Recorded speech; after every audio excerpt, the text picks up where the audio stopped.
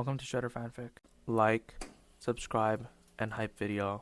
Join members to gain early access to new videos.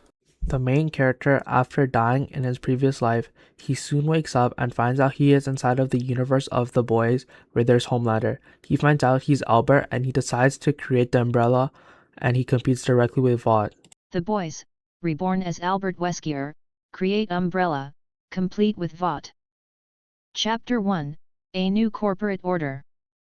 I remembered the impact clearly. The blinding headlights.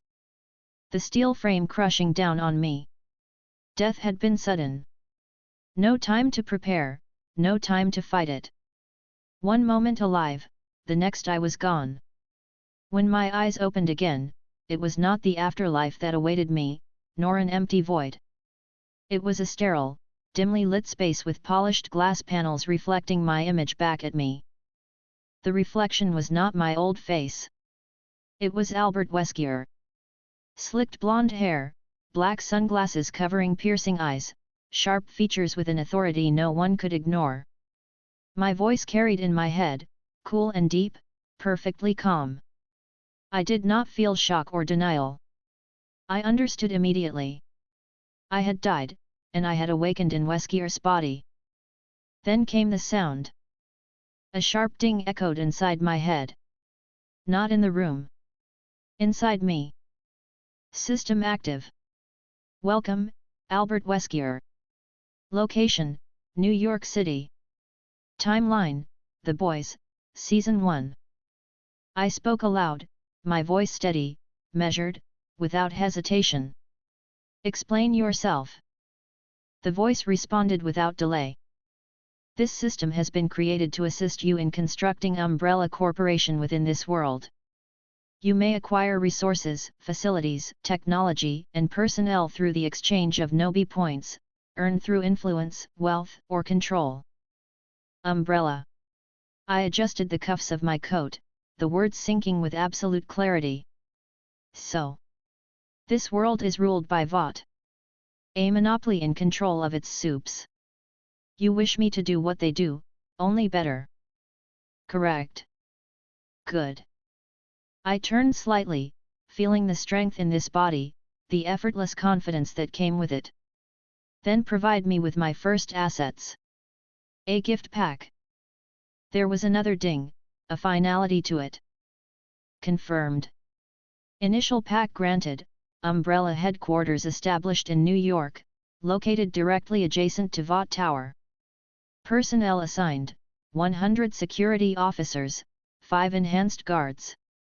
Facility equipped with initial laboratories, command systems, and holding cells. The information burned itself into my mind with clarity. A map unfolded across my awareness, guiding me through the city streets. My lips curved slightly into a thin, professional smile. I walked. The city was alive, just as I remembered from news footage and fiction. Screens lit up on buildings, advertisements of Homelander smiling, translucent Vought logos shimmering across billboards. Crowds moved with careless ignorance, celebrating their so-called heroes. None of them saw the machine behind the curtain, the corporation that decided who lived and died, who became a soup and who remained powerless. Vought Tower stood tall in the distance, its structure dominating the skyline like a monument to their monopoly. Yet, directly beside it, I now saw another. A newly completed skyscraper, sleek black and silver in design, its logo an exact replica of Umbrella's red and white insignia. It looked as though it had always been there, as though it had grown overnight. The system's gift. I stepped inside. The lobby was pristine. Marble flooring reflected the overhead lights, and the Umbrella logo gleamed from the center. The uniforms of the guards caught my attention next. Black tactical armor, visors covering their faces, rifles held close to their chests with professional posture. Every guard stood at attention when I entered. Sir. Their voices echoed together, crisp and trained. I walked forward, my boots striking the floor with a measured rhythm. Report. The closest officer, evidently the captain, saluted. 100 security personnel ready for deployment. Facility is fully operational. Laboratories are manned by automated systems. You also have 5 enhanced guards with unique capabilities. Orders. Bring me the enhanced, I commanded, my voice sharp and final. They obeyed without question. Moments later, the 5 stepped forward. They were not dressed like Vought's soups, no costumes or flamboyant designs. Instead, they wore combat suits, functional and efficient. Each of them radiated capability. The first, a tall man with dark hair and a scar across his cheek, nodded firmly. Codename, Ajax. Enhanced strength and endurance. The second, a woman with short black hair and calm eyes, stepped forward. Codename, Veil. Telekinetic capability. Limited range, high precision. The third, a lean figure with pale skin and quick movements. Codename, Shade. Invisibility and thermal masking. The fourth, broad-shouldered, voice deep. Codename, Richter. Shockwave projection. Close quarters devastation. And the last, a silent woman with long hair tied back, stood still before speaking. Codename, Kyra. Regeneration. High-speed healing. Each one looked at me with the kind of discipline I expected from Umbrella operatives. Not reckless like soups raised under Vought's branding, but soldiers. Your purpose is simple, I said, my tone cold but precise. You will represent Umbrella. You will be my enforcement and my example. Unlike Vought's toys, you will operate with discipline. No celebrity antics. No staged rescues. You exist to secure Umbrella's future. Yes, sir. Their answer was immediate. I regarded them in silence for a long moment, then turned back toward the grand lobby windows where Vought Tower loomed. The sight did not intimidate me. It challenged me. Vought believes themselves untouchable, I spoke, not for theatrics but to establish command. But they rely on image. On control of the masses. They treat soups as commodities, not weapons. That is their flaw. None of my soldiers replied. They stood ready, silent, waiting for my next directive. I raised a hand. For now, remain within the building. Secure every floor. I want Umbrella operational by the end of today. Laboratories functioning. Surveillance active. Anyone approaches without clearance contain them. They disperse to carry out the order without hesitation. I moved deeper into the building. The elevator opened to the upper floors, laboratories already active. Rows of pristine equipment lined the halls, scientists in Umbrella uniforms moving with quiet precision. Automated systems handled much of the operation, rows of computers humming as they ran simulations, scanned data, catalogued samples. One of the researchers, a man in a white lab coat, approached. Director Wesker. The facility has been initialized. All systems online. We await your directive for research focus. Compound V, I said immediately. This world's foundation of power. I want every sample, every analysis, every method of production documented. I want the weaknesses of every soup catalogued. The man nodded quickly. Understood. We will begin immediately. I stopped him before he turned away. And one more thing. Absolute discretion. Vought cannot learn what we are doing until we decide to show them. Yes, Director. The man left to relay the orders.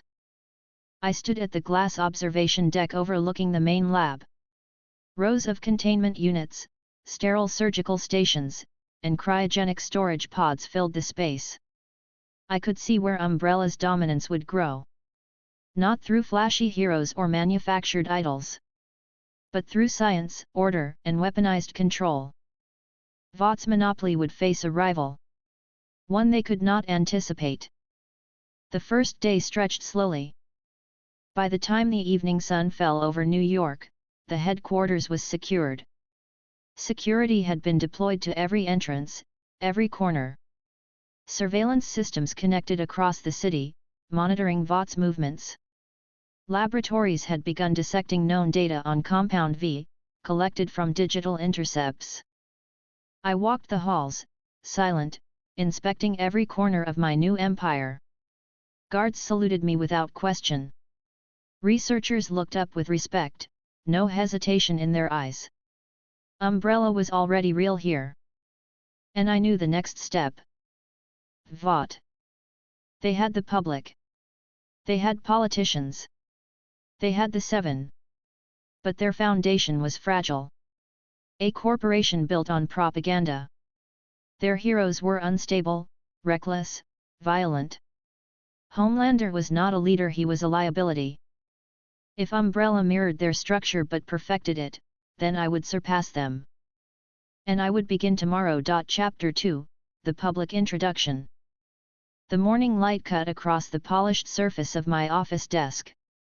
I stood at the window of the Umbrella headquarters, Vought Tower dominating the skyline beside me. Their building cast a long shadow across New York. But now, our presence stood beside them, undeniable and immediate. The system's gift had created a structure that demanded attention. The Umbrella logo, red and white against black steel, had already been noticed by reporters the previous night. Whispers circulated on social media, confusion among commentators about the sudden appearance of a rival tower. I had no intention of letting speculation dictate the narrative. I pressed the intercom on my desk. Summon the press. This city will know Umbrella by noon. The response came at once. Yes, Director Wesker. By midday, the lobby of the Umbrella building was transformed into a press hall. Rows of cameras were positioned in precise alignment, wires stretched across the polished floor, and microphones pointed toward the podium placed directly beneath the corporate insignia. Security lined the walls, their posture rigid, their eyes scanning every angle of the room. Ajax, Vale, Shade, Richter, and Kyra stood behind me as a demonstration of strength. They did not speak. They did not pose. They stood as disciplined soldiers, their presence alone broadcasting what separated them from Vought's reckless soups. Reporters filled the room with noise, their voices overlapping in waves. Who are they? Why build next to Vought? Is this a rival superhero company? Their questions held no weight to me. I walked onto the stage with steady, measured steps. The microphones adjusted, the room silenced, and every camera lens focused on me. I placed both hands lightly on the podium. My voice cut through the quiet with precision.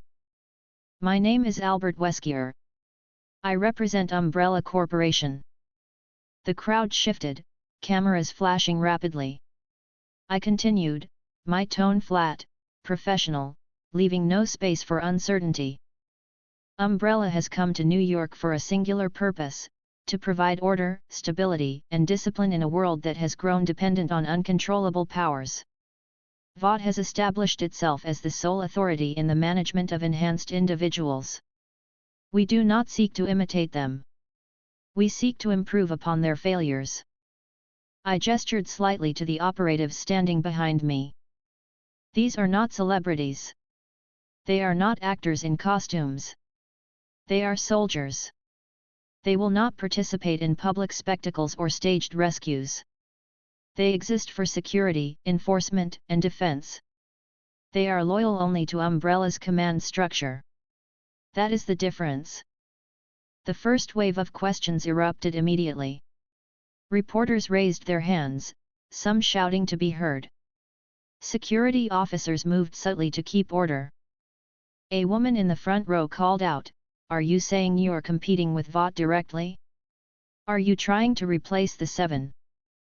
I turned my head slightly toward her, my voice unshaken. No. We are not entertainers. We are not seeking contracts for film or television. Umbrella provides solutions, not advertisements. Another reporter raised his voice, what about Compound V? Are your soldiers made the same way? I regarded him in silence for a moment before answering. The details of our research and development are confidential. What matters is results. Vought has produced individuals who often fail to demonstrate control. Umbrella will not make that mistake. The room stirred with louder murmurs. They were piecing together the implications.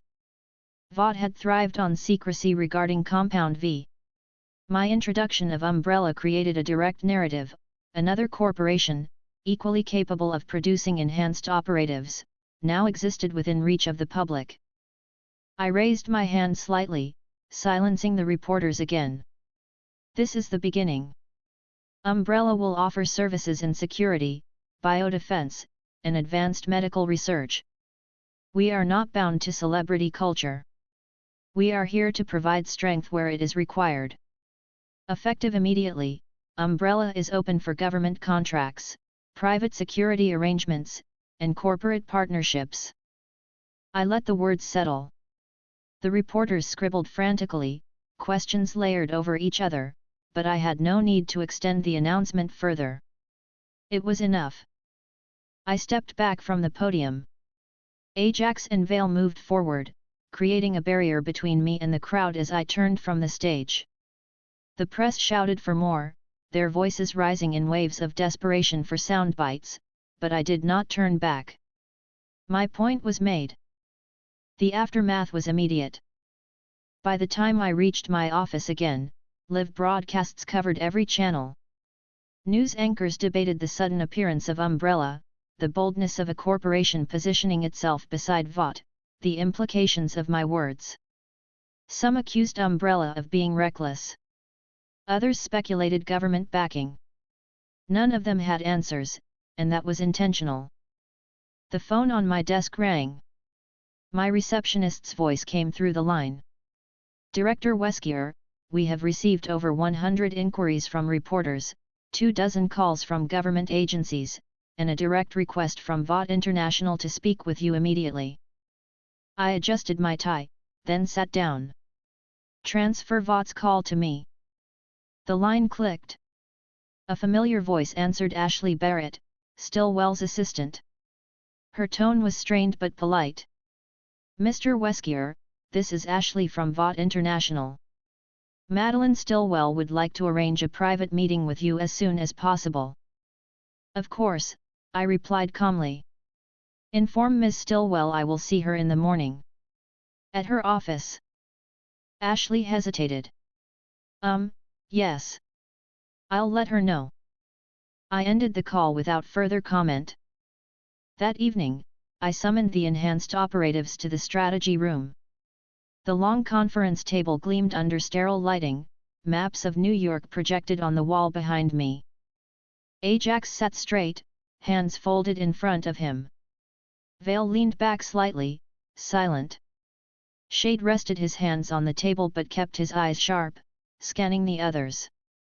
Richter's posture was tense, ready, while Kyra sat with calm discipline. I began without delay. Today was the first step. Umbrella is now public. Vought will respond. Their concern is already evident. Ajax nodded once. Do we anticipate aggression? Not immediately, I answered. They thrive on image. Their first move will be political, not physical. Stillwell will attempt to assess our intentions. Tomorrow I will meet with her. Until then, our task is consolidation. Vale spoke, her voice precise. What are our immediate priorities? 2 fronts, I replied. Public trust and scientific dominance. Richter and Kyra, you will oversee controlled demonstrations of your abilities under secure conditions. We will provide footage to the media as proof of Umbrella's stability. Ajax, Vale, and Shade, you will oversee laboratory security and data acquisition. I want every detail on Compound V collected as quickly as possible. Yes, sir, they answered together. I stood, ending the meeting. Dismissed. Tomorrow begins our first engagement with Vought. The system chimed softly in my head once the room emptied. Mission complete, public announcement. Rewards granted. Umbrella influence has increased. Additional Nobi points earned. Unlocked. Media Division Umbrella now has full access to controlled press teams, propaganda outlets, and broadcast resources. I allowed myself a thin smile. The pieces were moving quickly. Vought had ruled unchallenged for too long. Now they would have to recognize Umbrella as a presence they could not ignore. Chapter 3, Negotiating with Vought. The morning arrived without disruption. I had slept only briefly, more out of practicality than necessity. By 6 a.m., I was already standing in my office, reviewing the reports from overnight operations. Umbrella's security systems had intercepted several attempts by reporters to breach the building perimeter. All had been contained with efficiency. Laboratory teams had initiated Compound V analysis using recovered samples from intercepted Vought shipments, courtesy of Shade's infiltration of a warehouse in Queens.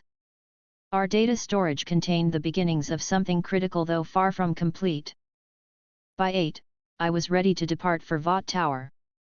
Ajax and Shade escorted me to the building's private motorcade garage, where a line of armored black vehicles waited. I chose the central SUV, stepping inside without delay. Shade sat in the passenger seat, Ajax behind the wheel. 2 additional vehicles followed behind as escort. We drove slowly through New York traffic, the convoy drawing attention as reporters attempted to follow. My tinted windows kept their cameras blind. Vought Tower loomed larger as we approached. The building was pristine, its glass walls polished to reflect the skyline, its massive V logo dominating the street view. Crowds had already gathered outside, their phones raised to capture images of me. Security barriers kept them in line, Vought guards directing order. Ajax pulled the vehicle to a stop directly before the front entrance. He stepped out first, scanning the perimeter with a soldier's calm. Shade opened my door. I emerged from the car, suit immaculate, sunglasses reflecting the press lights. My stride was measured as I approached the main doors. The reporters shouted immediately. Wesker. Why meet with Vought? Are you declaring war on the Seven? What is Umbrella's endgame? I ignored them. My path was straight. The Vought guards opened the glass doors without hesitation, though I noticed their posture tense as I passed. Inside, the lobby of Vought Tower was polished and sterile. Gold trim lined the walls, expensive art hanging as a display of wealth. A massive digital display broadcast advertisements for the Seven: Homelander smiling, Queen Maeve posing, a train sprinting in stylized motion. Ashley Barrett approached quickly, clipboard in hand, nervous smile plastered across her face. Mr. Wesker, hi. Ashley Barrett, assistant to Ms. Stillwell. Thank you for coming on such short notice. I regarded her calmly. Take me to her. Of course, right this way. She gestured quickly, leading me toward the elevators. She spoke rapidly as we walked, her voice betraying nervous energy. Ms. Stillwell is very eager to meet you. She's been following your press conference closely, and, she's hoping today we can clarify the relationship between Umbrella and Vought. You know, establish boundaries, find some common ground. Her words trailed off as I stepped into the elevator. Ajax remained outside per my order, waiting with the convoy. Shade entered with me. Ashley stood between us, fidgeting with her clipboard as the elevator ascended. The silence pressed on her until she cleared her throat. So, Mr. Wesker, Umbrella, you're, not exactly in entertainment, right? More of a biotech, defense kind of company. Yes, I answered simply. My tone was clipped, final. She nodded quickly, as if relieved by the brevity. The elevator doors opened to the executive floor. Stillwell's office was as expected. Spacious, with large windows overlooking the city. A wooden desk stood central, organized but covered with files, contracts, and a glass of water placed neatly at the corner. Stillwell herself rose from behind it as we entered, her expression calm, professional, but sharp. She was used to power, used to control. "Mr. Wesker," she greeted, extending her hand. "Welcome to Vought. Please, have a seat." I shook her hand briefly, then sat across from her desk. Shade positioned himself silently near the wall, arms folded. Ashley closed the door behind us and remained near the entrance, ready to take notes. Stillwell leaned forward, her hands folded neatly on the desk. Her voice carried authority, but it was smoother than mine, designed to persuade. "You've made quite an entrance, Mr. Wesker. A new skyscraper next to Vought Tower, a press conference broadcast across every major outlet. You've gotten the world's attention in less than 24 hours. "That was the point," I replied evenly. Her eyes narrowed slightly, though her smile remained. "Umbrella. A bold name. You presented soldiers. Disciplined, controlled. Not like the Seven.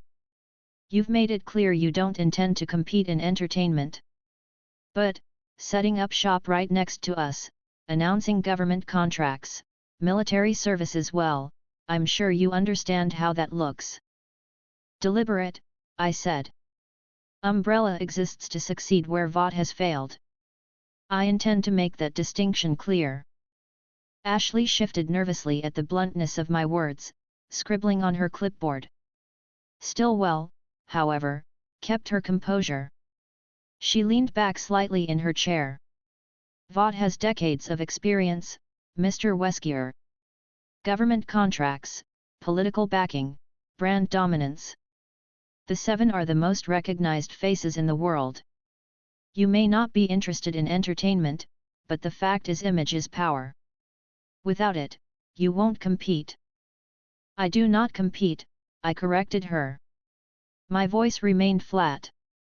"Umbrella provides. Governments require stability. Corporations require protection. They do not require a smile on a billboard. They require results." She studied me for several long seconds. Her smile faded only slightly, replaced with calculation. "You sound very confident." "Confidence is irrelevant," I said. "I have results." Stillwell let the silence linger, then exhaled quietly. She turned one of the files on her desk toward me. "Vought controls Compound V. We are the sole distributor, the sole manufacturer, the sole regulator. If Umbrella intends to create its own assets, then we have a conflict. And that is not something Vought tolerates lightly." I leaned forward slightly, my tone as cold as the room itself. "Then perhaps Vought should adapt. Monopoly breeds complacency. Competition demands improvement." Ashley's pen froze mid-scribble. Stillwell's jaw tightened, but her voice remained smooth. "Mr. Wesker, if this is an attempt to strong-arm us, I can assure you, it won't end well. Homelander alone could level your building before you finished your morning coffee." Her words were meant as intimidation. I did not respond with theatrics. I spoke as Albert Wesker. Calm. Direct. Perhaps. But corporations are not won on brute strength. They are won in boardrooms. In contracts. In the minds of those who pay. That is where Umbrella will win." Stillwell's eyes flickered. She recognized that my argument carried weight. Homelander might crush buildings, but Umbrella's focus was contracts, discipline, infrastructure. Where Vought relied on spectacle, Umbrella targeted the foundation. For the first time in the meeting, she allowed herself a faint laugh, though it lacked humor. "You're not easy to shake, are you?" "No," I said simply. She sat back again, crossing her legs. "All right. Here's what I propose. Vought won't stand in your way for now. You operate as a partner, not a rival. We can share certain contracts, divide responsibilities. You take security operations the government doesn't want the 7 involved in, and we continue to handle the public face. That way, no conflict. I regarded her silently. She was offering containment, not partnership. A leash, not an agreement. Finally, I spoke. I will consider it. Stillwell's eyes narrowed. She had expected me to accept or reject outright. My non-committal response left the negotiation unresolved, forcing her to continue playing. Very well, she said, regaining her composure. But know this, Mr. Wesker. Vought does not tolerate threats. If Umbrella becomes one, you'll find out just how fast the 7 can move. I stood, straightening my coat. Then we will ensure Umbrella is not a threat. We will be the alternative. I turned toward the door. Shade followed immediately. Ashley opened the door for me quickly, eyes wide as she avoided my gaze. Stillwell's voice called behind me one last time. We'll be watching you closely, Mr. Wesker. I did not respond. I left the office with the same steady stride I had entered. Back in the convoy, Ajax turned his head toward me as we drove from Vought Tower. Outcome. Neutral, I replied. Stillwell offered containment. She underestimates Umbrella. That will be corrected. Ajax nodded once, nothing further needed. The system chimed in my head again. Mission complete, negotiation with Vought. Influence increased. No B points awarded. Unlocked, Corporate Espionage Division Umbrella may now conduct covert operations against rival corporations, including Vought. I leaned back in the seat, silent as the city moved past the windows. Umbrella's presence was undeniable now. Vought had seen me, measured me, and chosen to watch. That was enough for today. Chapter 4, Controlled Demonstration. The morning began with silence across my office. The blinds were half drawn, the city visible through narrow slats, sunlight reflecting against the mirrored walls of Vought Tower across the street. Reports were stacked neatly before me, surveillance logs, financial inquiries, and media coverage from yesterday's meeting with Stillwell. The press had run headlines all night. Umbrella, a rival to Vought? Who is Albert Wesker? New enhanced soldiers appear in New York. The public was divided. Some were eager to see an alternative to the 7. Others accused me of being reckless, or worse, dangerous. None of it mattered. What mattered was perception from the government. Without their interest, Umbrella remained only a name. The system chimed quietly in my head. Recommendation: controlled demonstration will increase Umbrella's legitimacy and provide direct influence with government agencies. I leaned back in my chair. Then I require additional scientific staff. Umbrella's progress demands more than automated systems and a handful of operatives. Available for purchase, Umbrella research staff. Each scientist is loyal, disciplined, and specialized in biotechnology, pharmacology, virology, and weaponization of enhanced abilities. Cost: 500 Nobi points for 10 scientists. How many points remain? I asked aloud. Current balance: 2,800 Nobi points. Then bring me 30, I said coldly. Now. Confirmed. 30 Umbrella scientists deployed to New York headquarters. Full integration within 1 hour. By the time I stepped into the laboratory floor, the new personnel were already present. White coats, identification tags bearing the Umbrella insignia, precise posture, and immediate discipline. They moved like a single machine, each one sliding into their stations as if they had always been here.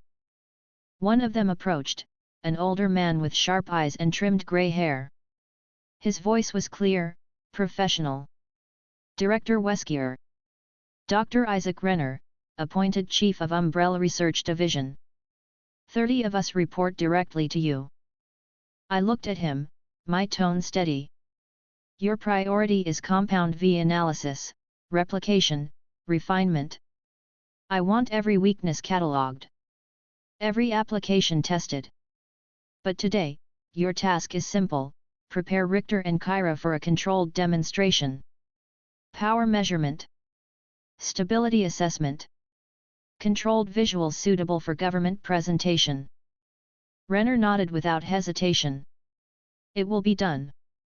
We'll run full diagnostics within 2 hours and have data prepared for your review. Good. I turned slightly. You will coordinate with Vale for containment and safety. Absolute control. No margin for error. Yes, Director. I left them to their work. By noon, preparations for the demonstration were complete. The underground training facility had been cleared, a reinforced chamber built with steel plating, observation windows, and rows of instruments measuring energy output and durability. Richter stood in the center of the chamber, his bulk evident even in simple training gear.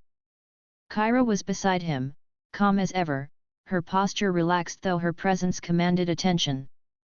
Renner stood at the observation deck, data pad in hand.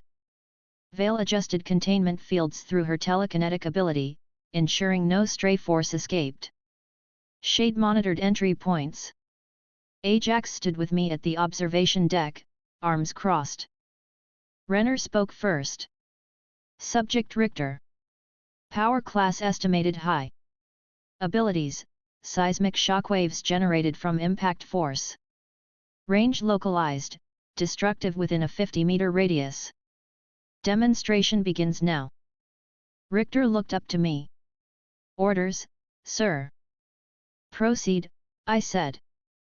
He turned toward the reinforced steel wall at the end of the chamber. He clenched his fists, shoulders tightening, and then drove one fist into the ground. The impact was immediate, a thunderous crack, the floor vibrating violently. The wall at the far end split with jagged fractures, steel groaning under pressure.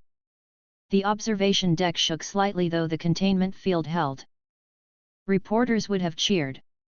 Government officials would take notes. I simply observed. Again. Richter obeyed. This time he slammed both fists downward. The entire chamber shook with raw force.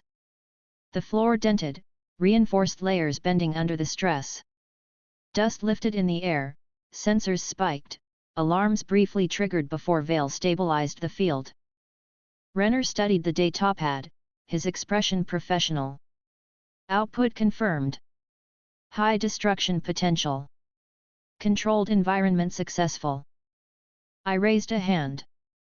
Enough. Kyra. She stepped forward calmly, holding out her arm.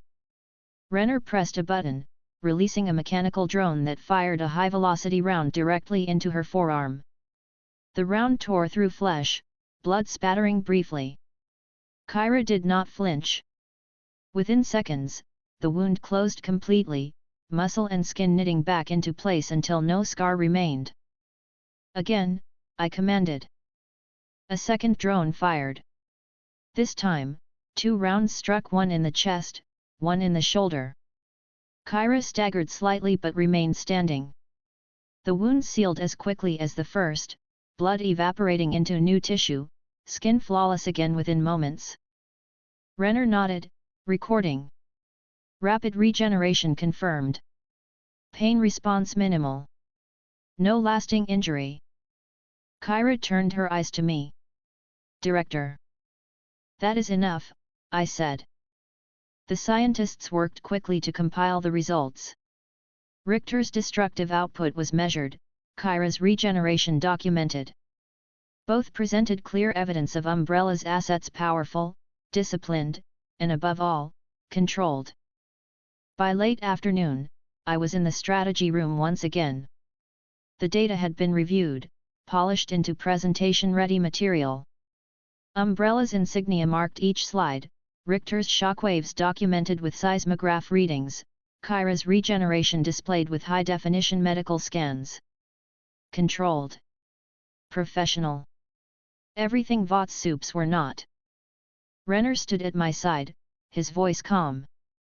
The material is prepared. A demonstration for government representatives will leave no doubt about Umbrella's capabilities. Then we proceed tomorrow, I said.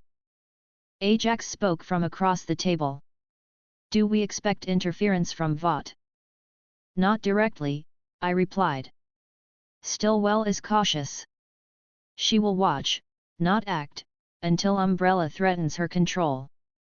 But once this demonstration is public, the government will see the value. That is our leverage. Shade leaned forward slightly. Which officials? Renner answered for me. Department of Defense representatives. Congressional staff. Select members of the CIA. Standard observers for emerging security contractors. I nodded once. Acceptable. The next morning, the officials arrived. Black sedans lined the private entrance of Umbrella headquarters. Men in suits stepped out, flanked by aides with briefcases. They were cautious, suspicious, their eyes scanning the building as security guided them inside. In the conference room, I stood at the head of the table, waiting. Ajax and Vale flanked the doors, silent but visible. Richter and Kyra stood at attention in the far corner. Renner prepared the presentation system, while Ashley Barrett's absence confirmed Vought had chosen not to attend. The first official, a grey-haired man with a sharp voice, spoke immediately. Mr. Wesker. Albert Wesker, correct? We've heard plenty about you in the last 72 hours. You're making a lot of noise. I inclined my head slightly. Noise is irrelevant. Results matter. That is why you are here. He frowned but gestured for me to continue. I began the demonstration with no theatrics. This is Richter. Enhanced physical output. Observe. The chamber played live feed as Richter struck the reinforced wall. The officials leaned forward as the steel fractured under his fists. Another strike shook the chamber violently, debris scattering across the floor. I spoke evenly. Controlled seismic force. Capable of breaching fortified structures, disabling armored convoys, and neutralizing large groups. Operates exclusively under Umbrella command. The officials scribbled notes, some whispering to each other. I turned to Kyra. Kyra. Regeneration. The footage displayed her wounds closing in seconds, bullet rounds leaving no scar. Unstoppable in field operations, I continued. Minimal downtime. Near immortal under conventional assault. Unlike Vought's operatives, no instability, no unpredictability. Discipline enforced. One of the officials raised a hand. Are these Compound V products? Did you steal from Vought? I looked at him calmly. Trade secrets are irrelevant. What matters is reliability. Umbrella delivers stability where Vought delivers spectacle. The room fell into silence for a moment. Then the grey-haired man leaned back in his chair, expression neutral but thoughtful. Impressive. Very impressive. But you're untested. Vought has decades of contracts. Why should the United States government risk upsetting them by partnering with you? I answered without hesitation. Because Umbrella does not demand public worship. We offer results without distraction. Vought uses soups as celebrities. We use them as soldiers. That difference is why you are here. He studied me silently. The others murmured quietly, weighing the words. Finally, he closed his notebook. We'll consider it. That was all I required. Chapter 5, Expansion of the roster. The day after the demonstration was quiet inside Umbrella headquarters. The city outside was not. News outlets replayed the footage repeatedly, broadcasting Richter's shockwaves and Kyra's regeneration across every channel. Analysts argued over the implications. Some praised Umbrella for introducing discipline into the superhuman landscape. Others accused us of escalating a corporate arms race. It made no difference to me. What mattered was that the government had seen what I wanted them to see. In my office, I reviewed the system status reports. Current no-B points, 4,100. Recommendation: expand Umbrella's roster. Refined compound V samples available for controlled enhancement trials. Additional guards available for purchase to ensure stability. I adjusted my sunglasses slightly and spoke aloud. How many guards can I acquire? Standard security guards, 100 points per 50 personnel. Enhanced operatives, not available for purchase. They must be created or recruited. 200 guards, I said coldly. Confirmed. 200 additional Umbrella security guards deployed to New York headquarters. Current total, 300. The confirmation was immediate. Moments later, my monitors showed the new arrivals entering the building. Black tactical uniforms, weapons in hand, movements efficient. They spread through the facility in ordered groups, slotting into existing rotations without disruption. The building's defenses doubled in strength instantly. Satisfied, I shifted my focus. Now, scientists. The system chimed again. Research Division requires authorization to begin controlled human enhancement trials using refined compound V. Umbrella scientists request approval. Approved, I said. By midday, I walked the laboratory floors. The 30 scientists moved as a precise unit under Dr. Redner's direction. Rows of equipment hummed softly: centrifuges, containment tanks, and digital systems analyzing chemical breakdowns of compound V. Renner approached as soon as I entered. Director Wesker. The refined samples are stable. We have prepared initial candidates for enhancement. Show me. He led me to the observation room overlooking a reinforced chamber. Inside, 5 individuals sat quietly, dressed in plain Umbrella uniforms. They were volunteers from the Security Division, men and women who had accepted the risk for the chance to become more. Their faces carried no fear, only discipline. Renner handed me a day top hat. All 5 are physically optimal, mentally stable, and loyal. We have ensured psychological screening to avoid instability. We believe they will endure the enhancement process. I studied the profiles briefly.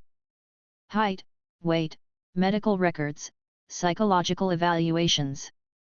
All acceptable. Begin. Renner nodded. He signaled the technicians, who moved immediately. Each candidate was strapped into a medical chair within the chamber. Intravenous lines connected to their arms. Blue fluid, compound V refined through Umbrella protocols, flowed into their veins. The process was slow.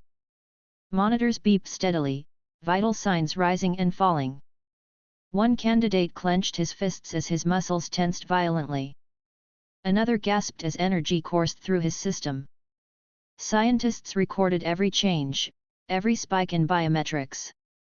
Renner spoke softly, narrating for the record. Subject 1, increased muscle density, rapid cellular adaptation. Subject 2, cardiovascular output spiking. Subject 3, nervous system activity heightened. The chamber grew tense as each candidate endured the transformation. One by one, their bodies stabilized. Sweat coated their skin, but their vitals leveled. No signs of catastrophic failure. After 2 hours, Renner turned to me. Enhancement successful. We will begin ability testing immediately. Proceed. The first subject stepped forward into the testing zone. His muscles were visibly thicker, his stance more solid. A reinforced steel plate was set before him. Strike, I ordered. He obeyed. His fist shattered the steel plate in one blow, fragments scattering across the floor. Renner recorded. Enhanced strength confirmed. The second subject approached. A technician raised a firearm, firing a round directly at his chest. The bullet struck, but his skin hardened instantly on impact, deflecting the round harmlessly. Dermal armor confirmed, Renner noted. The third subject demonstrated speed. At my command, he sprinted across the chamber, moving faster than the human eye could easily follow. Sensors clocked him at over 200 miles per hour before he stopped abruptly at the far wall. Enhanced speed confirmed. The fourth subject raised his hands, energy crackling faintly at his fingertips. With concentration, a bolt of concussive force shot forward, striking a target dummy and launching it across the chamber. Energy projection confirmed. The fifth subject stood still. At first, nothing occurred. Then, slowly, his body blurred, becoming translucent until he was invisible. Only the faint distortion in the air betrayed his position. Invisibility confirmed. Renner looked at me with quiet pride. 5 successes. No instability. No psychosis. Umbrella's protocol works. I regarded the 5 enhanced soldiers silently. They stood tall, disciplined, awaiting orders. From this moment, you are Umbrella operatives. You will not flaunt your powers. You will not seek recognition. You will serve Umbrella as soldiers, not idols. Yes, Director, they answered in unison. The following hours were spent formalizing their integration. Each operative was assigned to a unit, placed under Ajax's command structure for combat training. Vale tested their discipline under stress simulations, ensuring no power loss under pressure. Kyra examined their endurance, sparring with them directly to confirm regeneration could counter their abilities. Renner provided me with full reports by evening. Director Wesker, the results are clear. Umbrella now commands 10 enhanced operatives, the original 5, plus the new recruits. This roster places us at nearly half the size of the 7. With continued trials, we could surpass them numerically within weeks. Numbers are irrelevant, I said. Discipline is what matters. Continue trials at a controlled pace. I will not replicate Vought's chaos.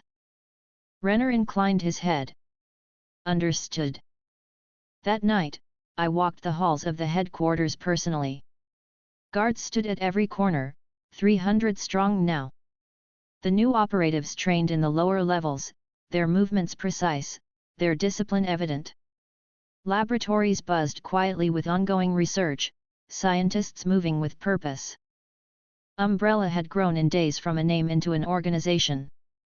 And it would continue to grow. The system chimed softly in my mind. Mission complete, recruitment expansion. Rewards granted. No B points awarded. Umbrella roster increased. Umbrella security strength increased. Unlocked, global expansion protocol. Umbrella may now establish branches in other cities and nations. I returned to my office and looked out across the city skyline. Vought Tower glowed across the street, advertisements for Homelander plastered across its glass walls. They had their heroes. I had soldiers. Chapter 6, The Media Offensive. The morning began in silence, broken only by the faint hum of electronics across the media division floor. I stood in the newly outfitted broadcast wing of Umbrella headquarters. Rows of monitors displayed news channels, social feeds, and recorded segments of Vought's endless advertisements. Across from me, Umbrella's new communications staff worked with quiet efficiency, editing footage, reviewing reports, and preparing content for controlled release. The system had already confirmed the expansion. Umbrella Media Division operational. Staff, 25 specialized agents. Capabilities, video production, broadcast control, narrative management. Available resources, complete control of local feeds, satellite access, Umbrella-owned servers. The room smelled faintly of fresh wiring and paper, equipment only recently installed. Yet the staff moved as though they had worked here for years. Each wore business attire marked with Umbrella's insignia. Each acknowledged my presence with immediate deference. Dr. Renner entered from the side door, day top hat in hand. Director Wesker. We have prepared controlled footage of the new operatives. Their abilities have been recorded under strict conditions. There is no instability in the presentation. Everything appears disciplined. Show me, I ordered. He gestured to the central screen. A video played. Richter stood in a reinforced chamber, striking the ground with his fists. The camera captured the impact as the floor fractured and the walls shook, but the shot remained steady, professional. The video cut cleanly to Kyra, a bullet wound closing seamlessly in seconds. Her expression never changed. Next came the new operatives, enhanced strength shattering steel, dermal armor deflecting bullets, speed blurring across the room, energy projection striking a target dummy, invisibility captured through thermal overlay.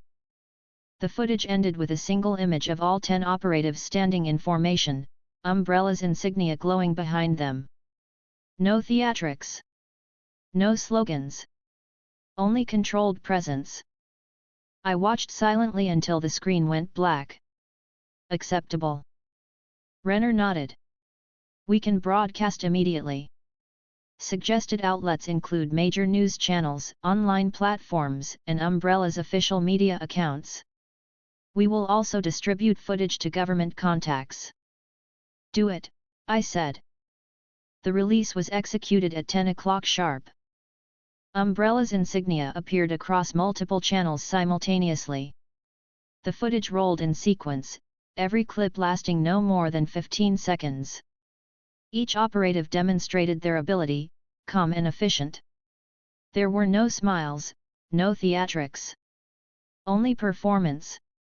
At the end, a single line of text appeared. Umbrella Corporation. Order. Stability. Security.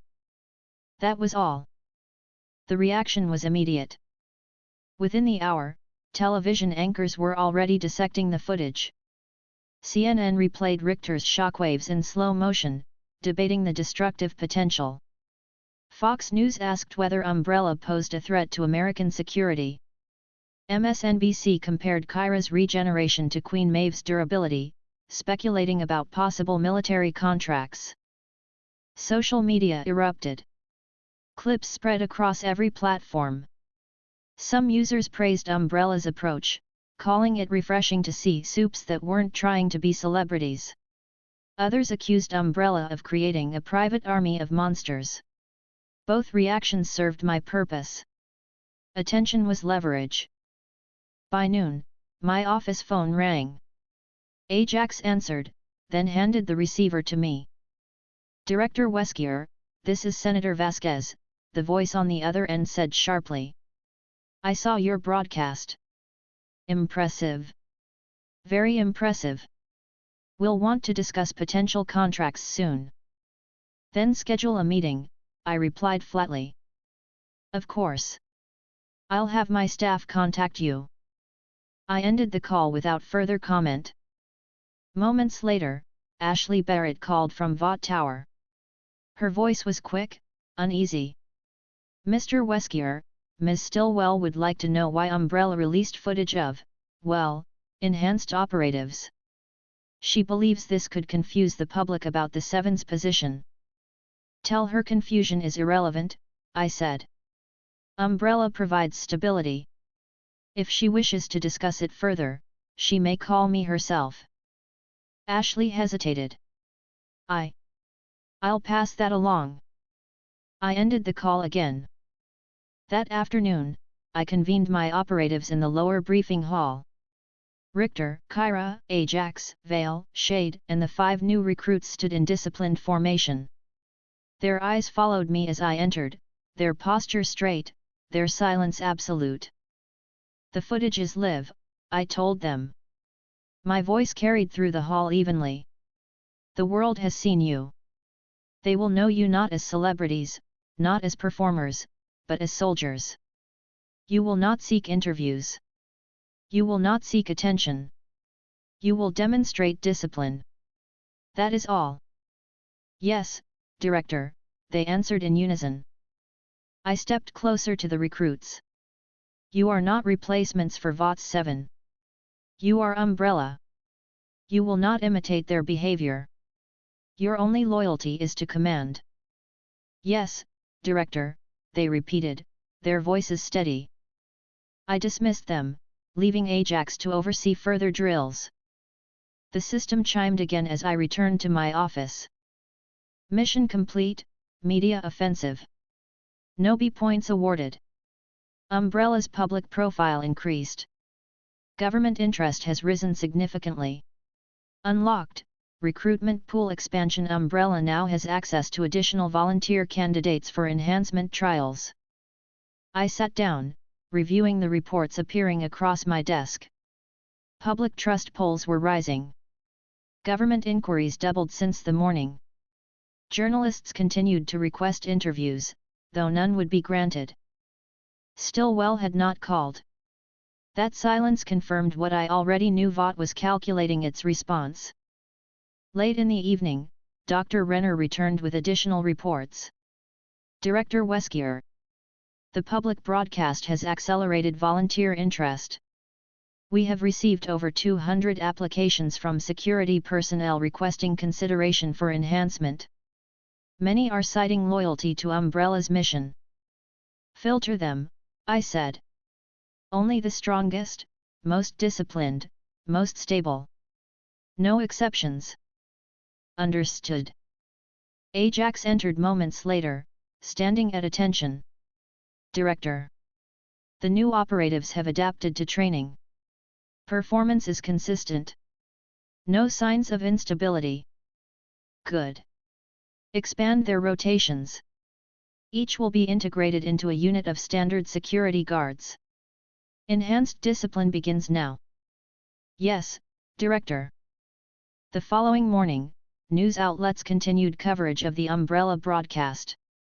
In one segment, a panel of experts compared Umbrella's recruits to the 7. Homelander is practically invincible, one analyst argued. Umbrella's operatives aren't at that level. Another countered. Perhaps not, but Umbrella is presenting something different. These aren't individuals seeking fame. They're soldiers. That might make them more reliable. The debate spread to political programs. Senators commented cautiously, suggesting Umbrella's presence might be healthy competition for Vought. Others warned it was a dangerous escalation. For me, it was all acceptable. Whether praise or condemnation, it meant recognition. By noon, Renner delivered new proposals. Director Wesker. With public trust increasing, we recommend expanding the enhancement program to 20 more candidates. The process is stable. Risk is minimal. I considered it briefly. Approved. Proceed immediately. But no public announcement until I authorize it. The broadcast served its purpose. We will not oversaturate the narrative. Understood. The day concluded with another system notification. Umbrella's influence has reached national level. No B points increased significantly. New upgrade available, Umbrella Global Network establish media and surveillance branches internationally. I closed the report. Step by step, Umbrella was growing into more than a rival. It was becoming the alternative. Chapter 7, Washington Negotiations. The phone call came at 8 in the morning. I sat in my office overlooking the New York skyline, reports stacked neatly on the desk, when the direct line rang. Ajax answered, listened silently, then handed the receiver to me. Director Wesker, a male voice began, clipped and professional. This is Colonel Robert Jenkins with the Department of Defense. We've reviewed your broadcast. The Secretary of Defense would like to meet with you in Washington. This afternoon. I will be there, I said. Very well. A motorcade will meet you at Joint Base Andrews. Expect tight security. This meeting is off the record. The line disconnected. I set the receiver down. Ajax stood waiting.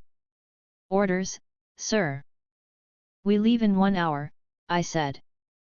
Prepare the convoy. Richter and Vale will accompany me. Shade remains here. Kyra will oversee training. Yes, Director. At 9 sharp, the Umbrella convoy departed the headquarters. 3 armored SUVs, each one black with tinted glass, moved through New York traffic with precision. Ajax drove the lead vehicle, Vale and Richter followed in the second, and Shade coordinated from command back at headquarters. I sat in the rear seat of the central SUV. My posture was straight, hands folded neatly. No unnecessary words were spoken.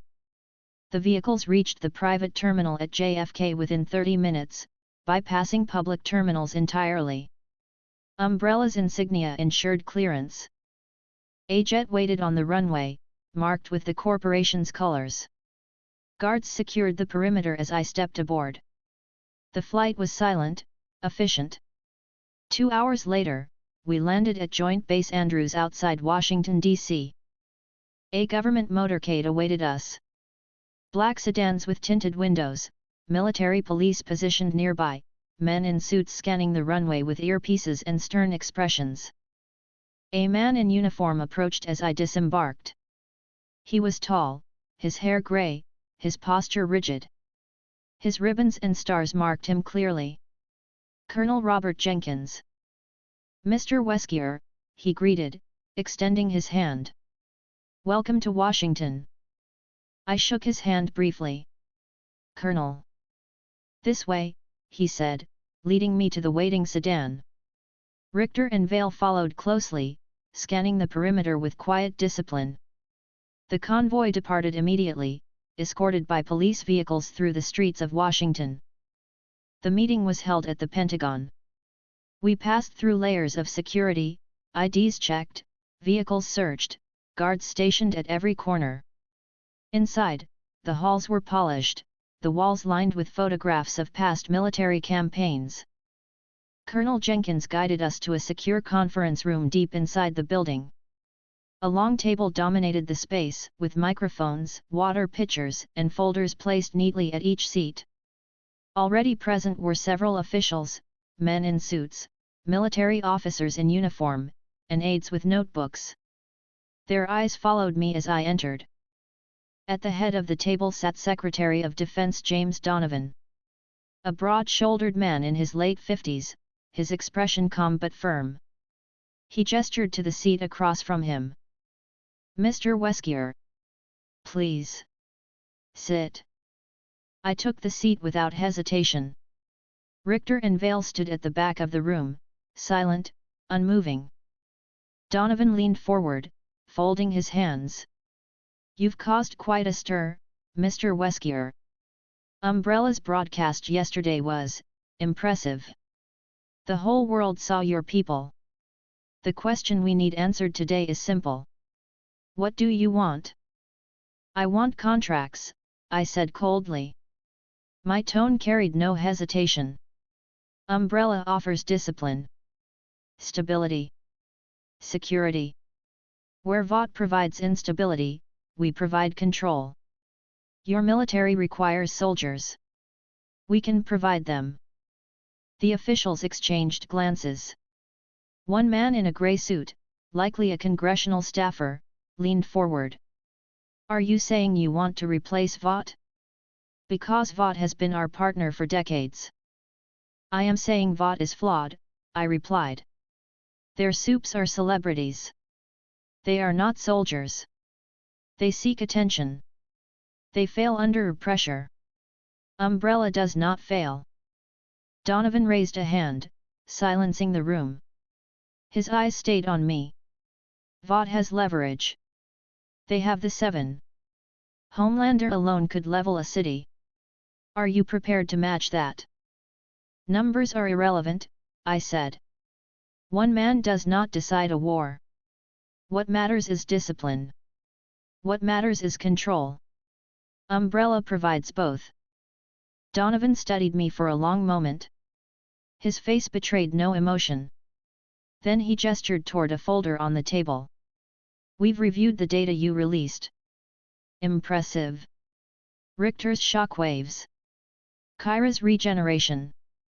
And the 5 new operatives. But tell me, Mr. Wesker, how many more can you create? As many as required, I answered. Our process is stable. No instability. No psychosis. Every soldier is loyal. Every soldier obeys. The words carried weight. Several aides scribbled notes quickly. One general leaned forward, his voice sharp. Vought has always kept Compound V under lock and key. If you can reproduce it, that changes everything. But it also creates a risk. If the public learns the truth, it could destroy confidence in both Vought and the government. That is your concern, I said flatly. Not mine. Umbrella provides results. What you choose to reveal is irrelevant. The general's jaw tightened, but Donovan raised his hand again. Gentlemen. Let's stay focused. He turned back to me. Here's what I'm willing to offer. A preliminary contract.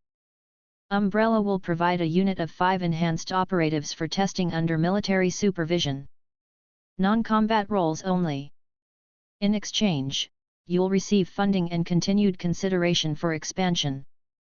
No, I said immediately. The word cut the air. The room went silent. Donovan raised an eyebrow. No. I will not provide samples, I said. My tone never wavered. Umbrella operatives are Umbrella's property. They do not serve as test subjects. If you want Umbrella, you contract directly. Security, operations, enforcement. Not experiments. The officials exchanged tense looks. Donovan remained calm. You drive a hard bargain, Mr. Wesker. I do not bargain, I replied. I provide results. You either want them or you do not. For several long seconds, the room was silent. Finally, Donovan exhaled and leaned back in his chair. Very well. Let's start smaller. Contracts for facility security. Domestic. Overseas. We'll use Umbrella operatives to guard classified sites. If that proves successful, we expand. Agreed. Acceptable, I said. Donovan nodded slowly. Good. Then we'll draft the contracts. For now, you'll be on probation. But if you deliver what you say you can, Umbrella will find a permanent place in our operations. Then you will not be disappointed, I said coldly. The meeting ended shortly after.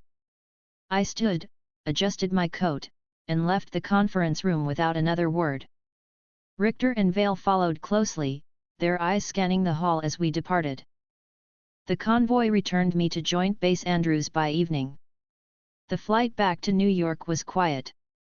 I sat in my seat, eyes fixed forward, considering the results.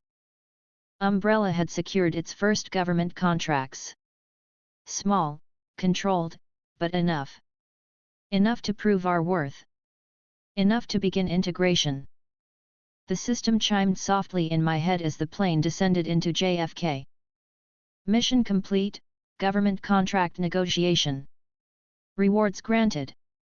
No B points awarded. Umbrella influence within U.S. government secured. Unlocked, Government Liaison Division. Umbrella now has direct access to political channels and defense committees. The jet touched down. By the time I stepped back into Umbrella headquarters, reports were already waiting on my desk. New contracts. New funding. New opportunities. Umbrella was no longer a question in Washington.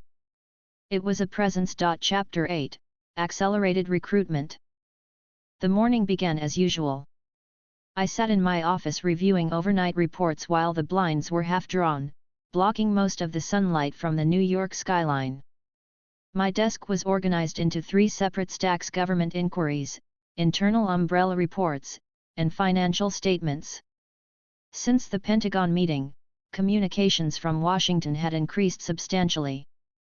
Colonel Jenkins had already sent follow-up documentation confirming the first round of security contracts. Payment schedules were listed. Contractual limitations were precise. I signed the authorization without hesitation. Money was not the obstacle. Scale was. Dr. Renner entered precisely at 7 o'clock. His coat was buttoned, day top hat in hand, posture firm. He waited until I looked up from the report before speaking. Director Wesker. Initial recruitment numbers are finalized. We currently have over 400 volunteers screened from Umbrella's security personnel, with 200 meeting physical and psychological criteria for enhancement. At our current pace, processing would take 6 months. Too slow, I said evenly. Renner nodded. Understood. With increased resources, we could accelerate the trials. However, the risk factor rises with speed. Monitoring each subject for instability requires time. Proceed regardless, I said. My voice was steady. Double the pace. No delays. We require numbers. Instability is unacceptable. Ensure your screenings remain absolute. But no hesitation. Yes, Director. Renner made notes immediately. Report to me every 6 hours, I added. Of course. Renner turned and left, his footsteps echoing quietly down the polished corridor outside the office. By mid-morning, the laboratories were active with intensified work. I walked the lower levels personally, moving through each chamber. The scientists worked in shifts, each station occupied at all times. Centrifuges spun, data screens tracked vitals, and vials of refined compound V were carefully logged by number. The first group of 10 candidates was already undergoing the procedure. Each sat strapped into reinforced medical chairs. Needles were connected to their arms, compound V flowing into their bloodstream under controlled rates. The room was filled with the steady hum of machines and the quiet beeping of heart monitors. Renner stood with his team behind the observation glass. He gestured to the readings. Director. Early response is stable. Cellular adaptation is proceeding as expected. No rejection. One candidate's body tensed violently, veins bulging as his muscles contracted. Scientists noted the change immediately. Another candidate's eyes flickered with faint luminescence before returning to normal. Continue, I ordered. The process lasted 3 hours. Out of 10, 8 stabilized successfully. 2 failed, their bodies unable to withstand the transformation. They were removed quickly, their remains stored for analysis. No words were spoken about them. Efficiency required no sentiment. The 8 successes were transferred to the testing chamber. I observed from the control deck as each was instructed to demonstrate their abilities. Subject 1 slammed his fist into a steel block, denting it several inches. Subject 2's skin hardened visibly as blades failed to pierce it. Subject 3 generated heat from his palms, igniting the air with controlled flame. Subject 4 accelerated in a blur across the chamber. Subject 5 released a concussive wave with a clap of his hands. Subject 6 demonstrated enhanced durability, withstanding repeated strikes without injury. Subject 7 produced a localized electric charge, sparks crackling across his hands. Subject 8 regenerated from a deep laceration in seconds. Renner recorded each result without pause. 8 functional operatives. Abilities varied. No instability observed at this stage. I turned my head slightly. Integrate them immediately. Discipline begins now. Training facilities were expanded on the lower floors to accommodate the influx. Ajax oversaw combat drills, Richter focused on power application, and Vale handled control exercises. Chiram monitored endurance training, ensuring regenerative candidates were tested under continuous pressure. I observed one session personally. Subject 3, the pyrokinetic, released a blast of flame across a target dummy. Ajax barked a sharp correction. Control your range. Precision only. Again. The subject obeyed, narrowing the flame into a focused stream that cut directly through the target's center. Ajax looked to me. I gave a single nod. He turned back. Good. Continue. Another subject, the speed operative, completed an obstacle course in under 20 seconds. Vale tested him by levitating barriers into his path, forcing him to adapt in real time. His movements corrected quickly. Kyra sparred against the regeneration candidate, each wound he sustained closing as quickly as hers. Their strikes landed hard, each test confirming resilience. Discipline was enforced in every drill. There were no cheers, no applause. Only quiet acknowledgement when a task was complete. By evening, Renner provided his first 6-hour update. Director Wesker. Today's trials have doubled our operatives from 10 to 18. 2 failures, 8 successes. The next group of 20 is prepared for processing tomorrow morning. If the pace continues, we can add approximately 40 to 50 new operatives within 2 weeks. Acceptable, I said. Renner adjusted his day top hat. We are also refining compound V formulas for specialization. Strength, durability, speed, regeneration, energy projection. Each can be emphasized depending on the candidate's physiology. It is possible to design operatives to fit strategic roles. Do it, I said. Umbrella's strength must be structured. Not random. Ensure variety. Ensure control. Yes, Director. That night, I walked the expanded barracks. Rows of reinforced bunks lined the halls, each occupied by guards or new operatives. 300 standard guards rotated in shifts, their uniforms pressed, weapons maintained. The enhanced operatives remained separate, integrated into specialized squads but quartered in the same facility. As I entered, every guard and operative stood at attention immediately. Their movements were sharp, silent. I spoke evenly. Your loyalty is your value. You are not idols. You are not entertainment. You are soldiers. Serve Umbrella, and you will be part of something greater than yourselves. Yes, Director, they answered as one. I turned and left. No more words were needed. The system responded as I returned to my office. Mission complete, accelerated recruitment. No B points awarded. Umbrella roster expanded. Current enhanced operatives, 18. Current security guards, 300. Unlocked, specialization program. Umbrella may now designate enhanced operatives into specialized units, assault, recon, defense, and support. Renner entered minutes later with additional notes. Director Wesker. With specialization, we can assign operatives to function as a coherent force. Assault for direct engagement, recon for infiltration, defense for fortification, and support for medical or energy-based control. Begin structuring immediately, I ordered. Yes, Director. By midnight, the facility was fully active. Guards patrolled every level. Scientists continued to work without pause, preparing the next round of candidates. Operatives trained until exhaustion, then resumed again.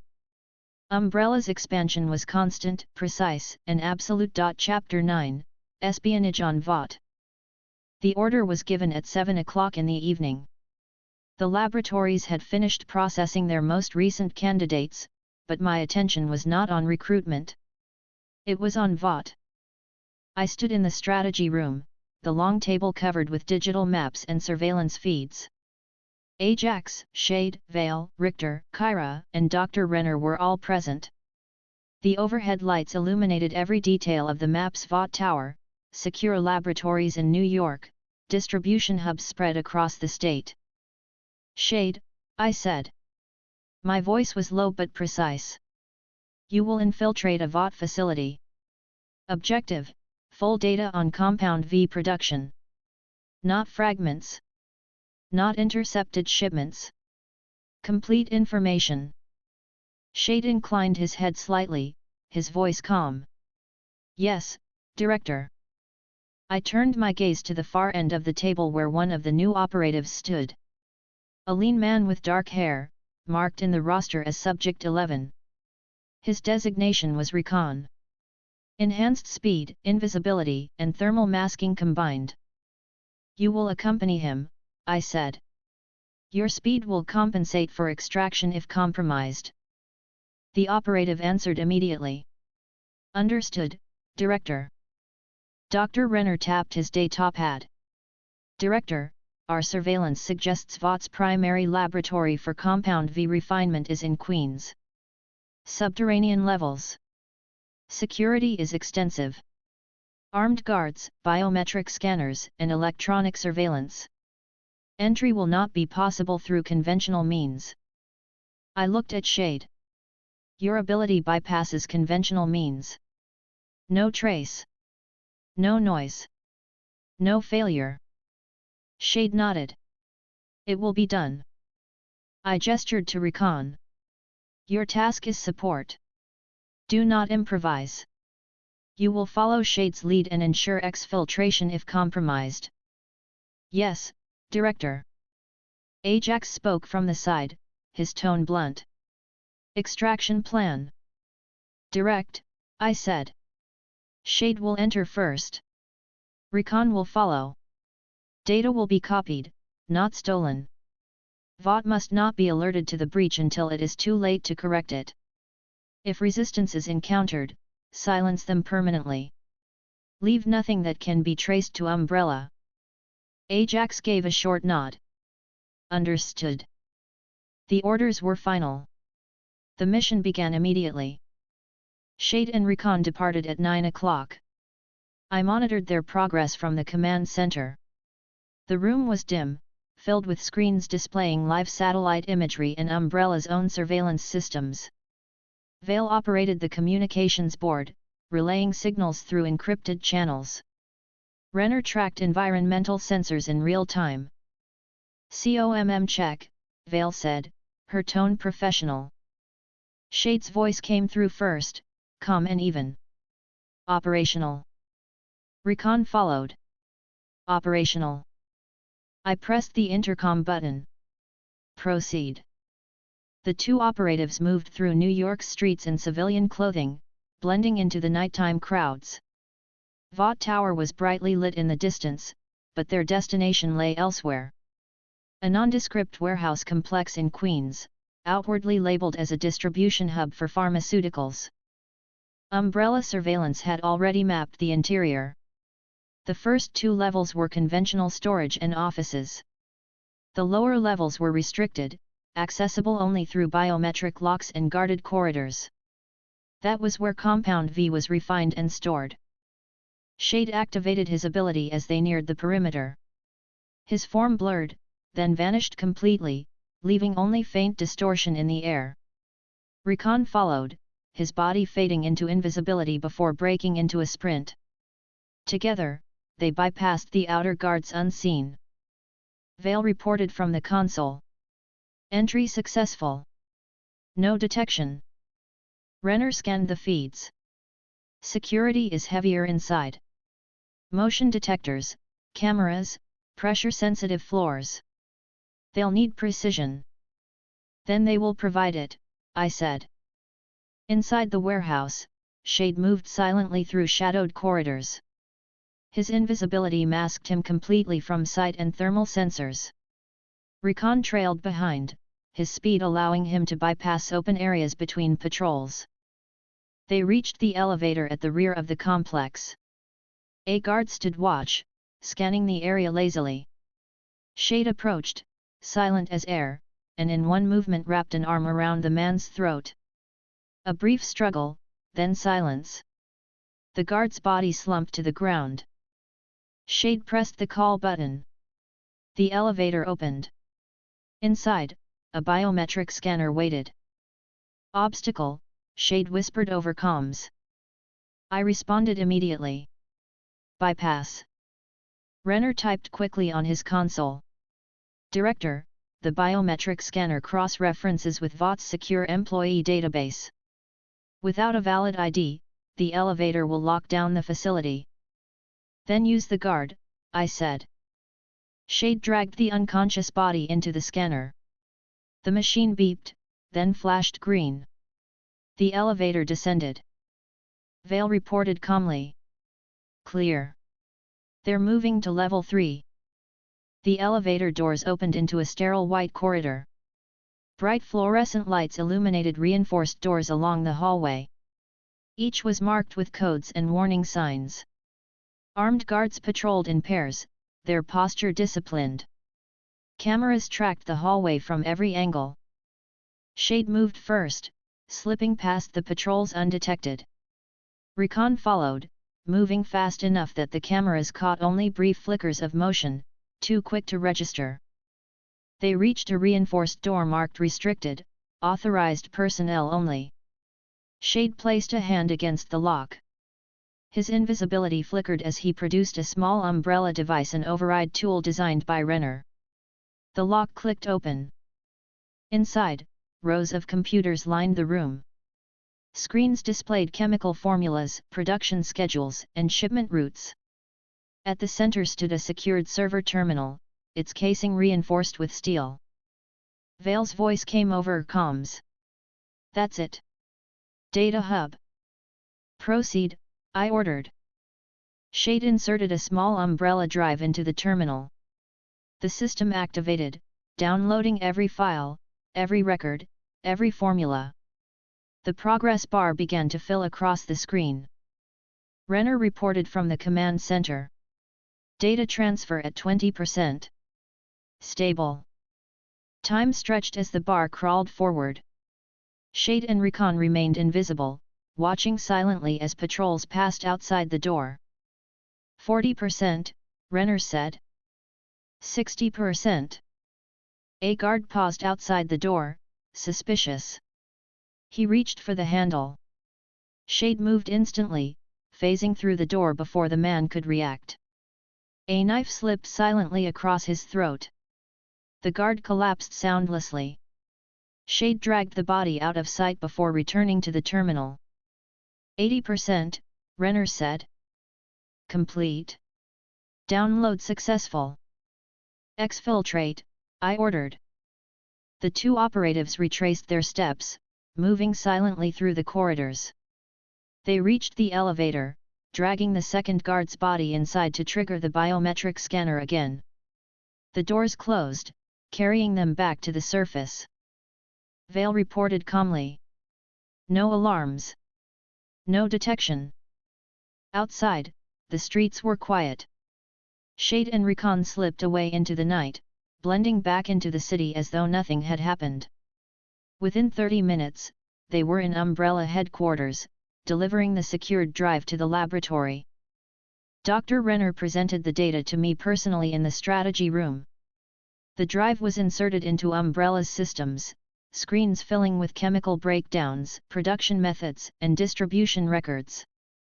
Director Wesker, Renner said, his tone steady. This is complete. Full Compound V production data. Formula, refinement process, storage, and shipping. Vought's monopoly is no longer secure. Good, I said. Renner adjusted his glasses.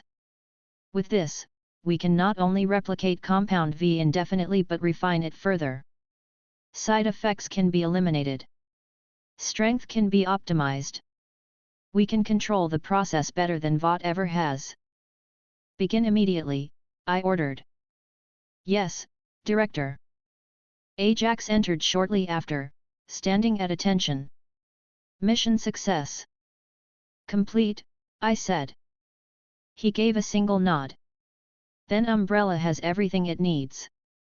Not everything, I corrected. But enough. The system chimed in my head. Mission complete, espionage on Vought. Rewards granted. No B points awarded. Umbrella has secured complete Compound V production data. Unlocked, production facilities. Umbrella can now mass-produce Compound V independently. Renner remained at the console, eyes scanning the endless files. Shade stood silent in the corner, invisible until now. Recon stood beside him, posture rigid. Both waited for acknowledgement. I turned to them. You performed without failure. Your efficiency is noted. You will be deployed again when required. Yes, Director, they answered. Chapter 10, Locating the Boys. I stood in the strategy room, the long digital map stretched across the wall. Red markers indicated Vought facilities. Blue markers identified Umbrella's growing infrastructure. A new marker now needed to be placed. The boys, I said. My tone was flat, precise. Find them. Ajax stood at my left. Veil and Shade were positioned further down the table.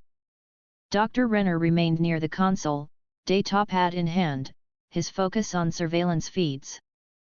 Ajax inclined his head. Do you have a name, Director? Yes. I adjusted my glasses slightly. Billy Butcher. Former CIA asset.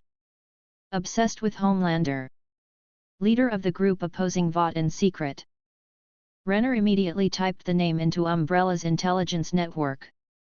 Cross-referencing all available data. Butcher is flagged in CIA records. He disappeared from official tracking 2 years ago. Multiple aliases. Known associations with Huey Campbell, Frenchie, and Mother's Milk. Find their current location, I said. Yes, Director. The search took 3 days.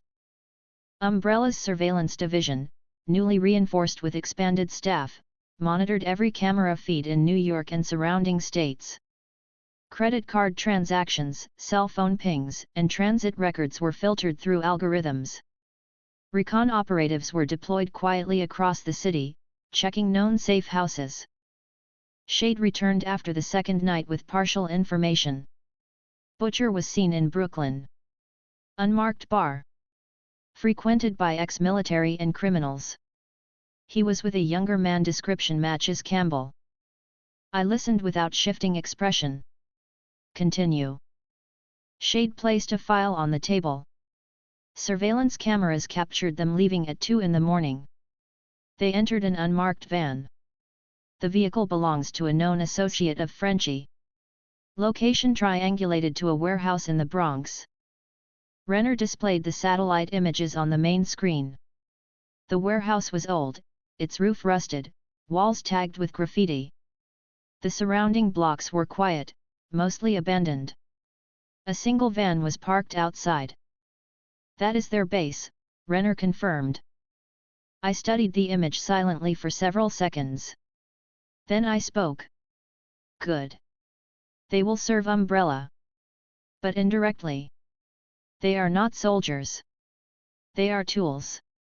Vought is already their enemy. We will give them what they need to escalate their war. Quietly. Ajax asked, support? How direct? Supplies. Intelligence. Access, I said. They will believe they act alone. They will not know Umbrella's hand is behind them. Yes, Director. The first step was establishing contact. Not in person. Not yet. But through controlled channels. Shade suggested direct infiltration. Veil argued for surveillance first. I made the decision. We watch them for 1 week. Observe their patterns. Confirm their intentions. Then we make contact. For 7 days, Umbrella operatives tracked the boys. Cameras were hidden in nearby streetlights, drones rotated quietly above, and recon operatives trailed them at a distance. Every move was documented. Butcher was the most aggressive. He left the warehouse frequently, meeting contacts in bars, intimidating low-level informants. His temper was predictable. Campbell Huey was quieter. nervous. He spent most of his time inside, working on electronics or speaking anxiously with the others. Frenchie was erratic, moving through the city for supplies, often returning with weapons or chemicals. Mother's Milk remained disciplined, organizing the group's operations and maintaining their equipment. On the fifth day, they attempted surveillance of Vought Tower. Butcher and Huey watched from across the street with binoculars. They left without incident. On the seventh day, Shade reported directly. They plan to strike a Vought asset soon. Target unknown. Butcher has been pushing for it. Then we will provide them one, I said. The plan was simple. Umbrella had intercepted multiple shipments of Compound V through Vought's distribution channels. One shipment had not yet been intercepted. It was scheduled to leave a storage hub in Newark at midnight, transported by armored trucks under Vought guard. We leak this information, I said in the strategy room. My voice was cold, exact. The boys will act. They will believe they found it themselves. In truth, they will do what I want. Undermine Vought. Publicly weaken them. Renner nodded. Understood. I can route the leak through compromised CIA channels. It will appear authentic to Butcher. Do it, I ordered. At 9 that night, the leak was delivered. A forged CIA file, authentic in appearance, flagged a Vought transport operation in Newark. The file contained time, location, and expected guard numbers. It was routed through a backdoor line already traced to Butcher's contacts. By midnight, the boys were on the move. Umbrella drones observed them leaving the Bronx warehouse in their van. Butcher drove. Frenchie carried explosives. Huey sat nervously in the back, and Mother's Milk loaded rifles into cases. Ajax stood beside me in the command center, watching the feed. They're taking the bait. As expected, I said. The armored trucks departed the Newark hub at 12:15 a.m., escorted by Vought security. The convoy moved along a darkened industrial road, its headlights cutting through the night. The boys struck quickly.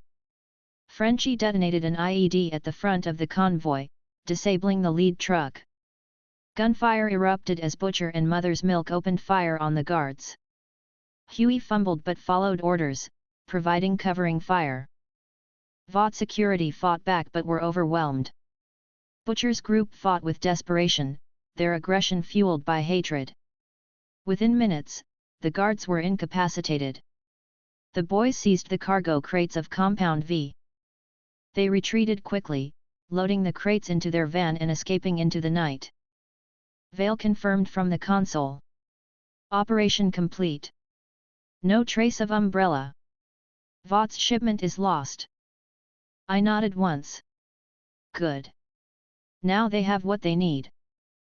The following morning, media outlets reported the incident. Armored convoy attacked in Newark. Vought security killed. Cargo missing. Speculation was rampant.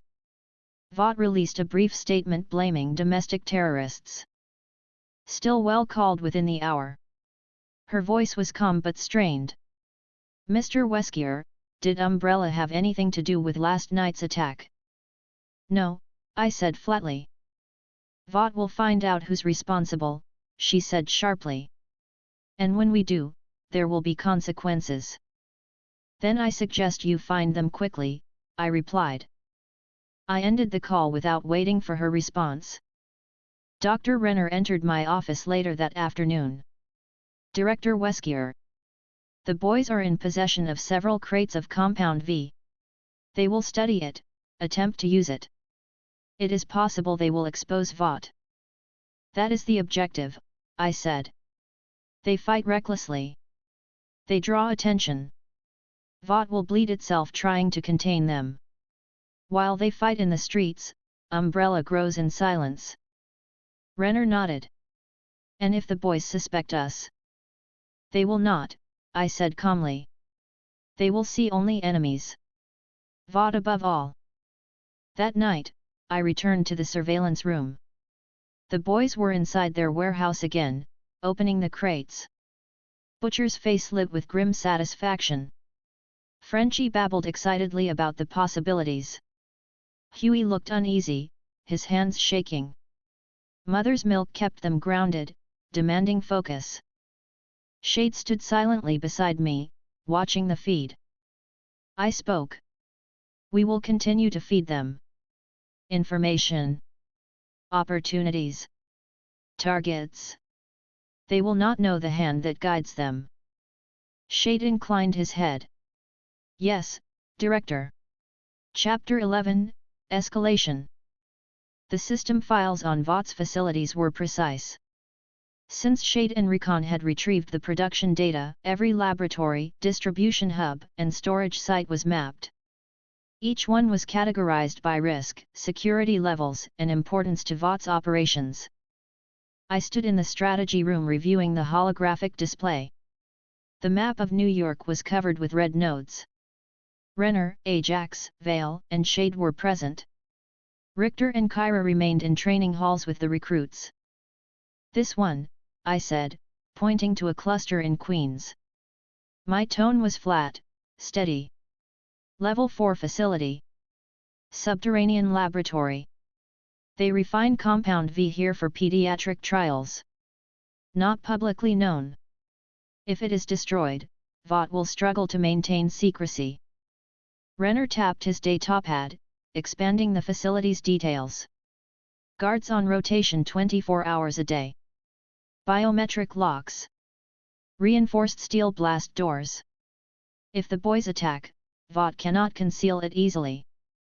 Ajax leaned forward slightly. Do you want Umbrella to handle this? No, I said. The boys will act. We will provide them the information. They will believe they uncovered it themselves. When they strike, it will appear as a terrorist attack. Vought will be exposed, weakened. Umbrella remains untouched. Vale asked, how do we deliver it? Through the same channels, I said. CIA backdoor. A fabricated file. It will appear credible. Butcher will believe it. Renner began typing immediately. I'll prepare the leak. I'll structure it as an internal report flagged to Butcher's known aliases. Language authentic to agency correspondence. Do it, I said. The forged file was completed within hours. It listed the Queen's laboratory address, guard rotations, and fabricated notes suggesting the site contained unregistered chemical assets tied to Vought International. The file was routed through encrypted channels that Butcher's network routinely monitored. By the next morning, surveillance confirmed the bait was taken. Butcher paced inside the Bronx warehouse, waving the file in front of the others. Frenchie leaned over his shoulder, eyes widening at the details. Mother's milk frowned but began assembling gear. Huey looked nervous, speaking quietly but following along. Shade reported from the surveillance deck. They're preparing for an operation. Butcher wants to hit the lab tonight. Good, I said. That night, Umbrella surveillance drones tracked the boys as they left their base. Their van rolled through quiet streets, its headlights cutting into the dark. Butcher drove with aggression, jaw clenched. Frenchie handled explosives in the back. Mother's milk organized rifles and ammunition. Huey sat tense, checking his weapon repeatedly. Vale's voice came from the console. They're en route. Estimated arrival at the Queen's facility in 20 minutes. Maintain observation, I ordered. The Vought facility was disguised as a pharmaceutical warehouse. On the surface, it was unremarkable trucks parked along the lot, a chain-link fence surrounding the perimeter. But inside, the underground levels contained the laboratory. The boys parked several blocks away and advanced on foot. Frenchie carried explosives in a duffel bag. Butcher led the way, his expression sharp. Huey followed reluctantly, his hands shaking. Mother's milk kept formation. They reached the fence. Frenchie clipped it with wire cutters. They slipped inside quietly. The first guards were dispatched quickly. Butcher struck one across the head with his rifle butt, dropping him instantly. Mother's Milk shot another with controlled precision. Frenchie set charges on a side door, blowing it open with a muffled thump. Umbrella's surveillance drones captured everything. I watched from the command center, expression unchanged. Renner monitored the live feeds. They've entered the facility. Inside, alarms blared immediately. Vought security rushed to intercept. Butcher fired first, taking down one guard. Frenchie tossed a flashbang, the explosion echoing through the hall. Mother's Milk moved with discipline, shooting with precision. Huey fired awkwardly, missing twice, but managed to hit one guard in the leg. The fight spilled deeper into the building.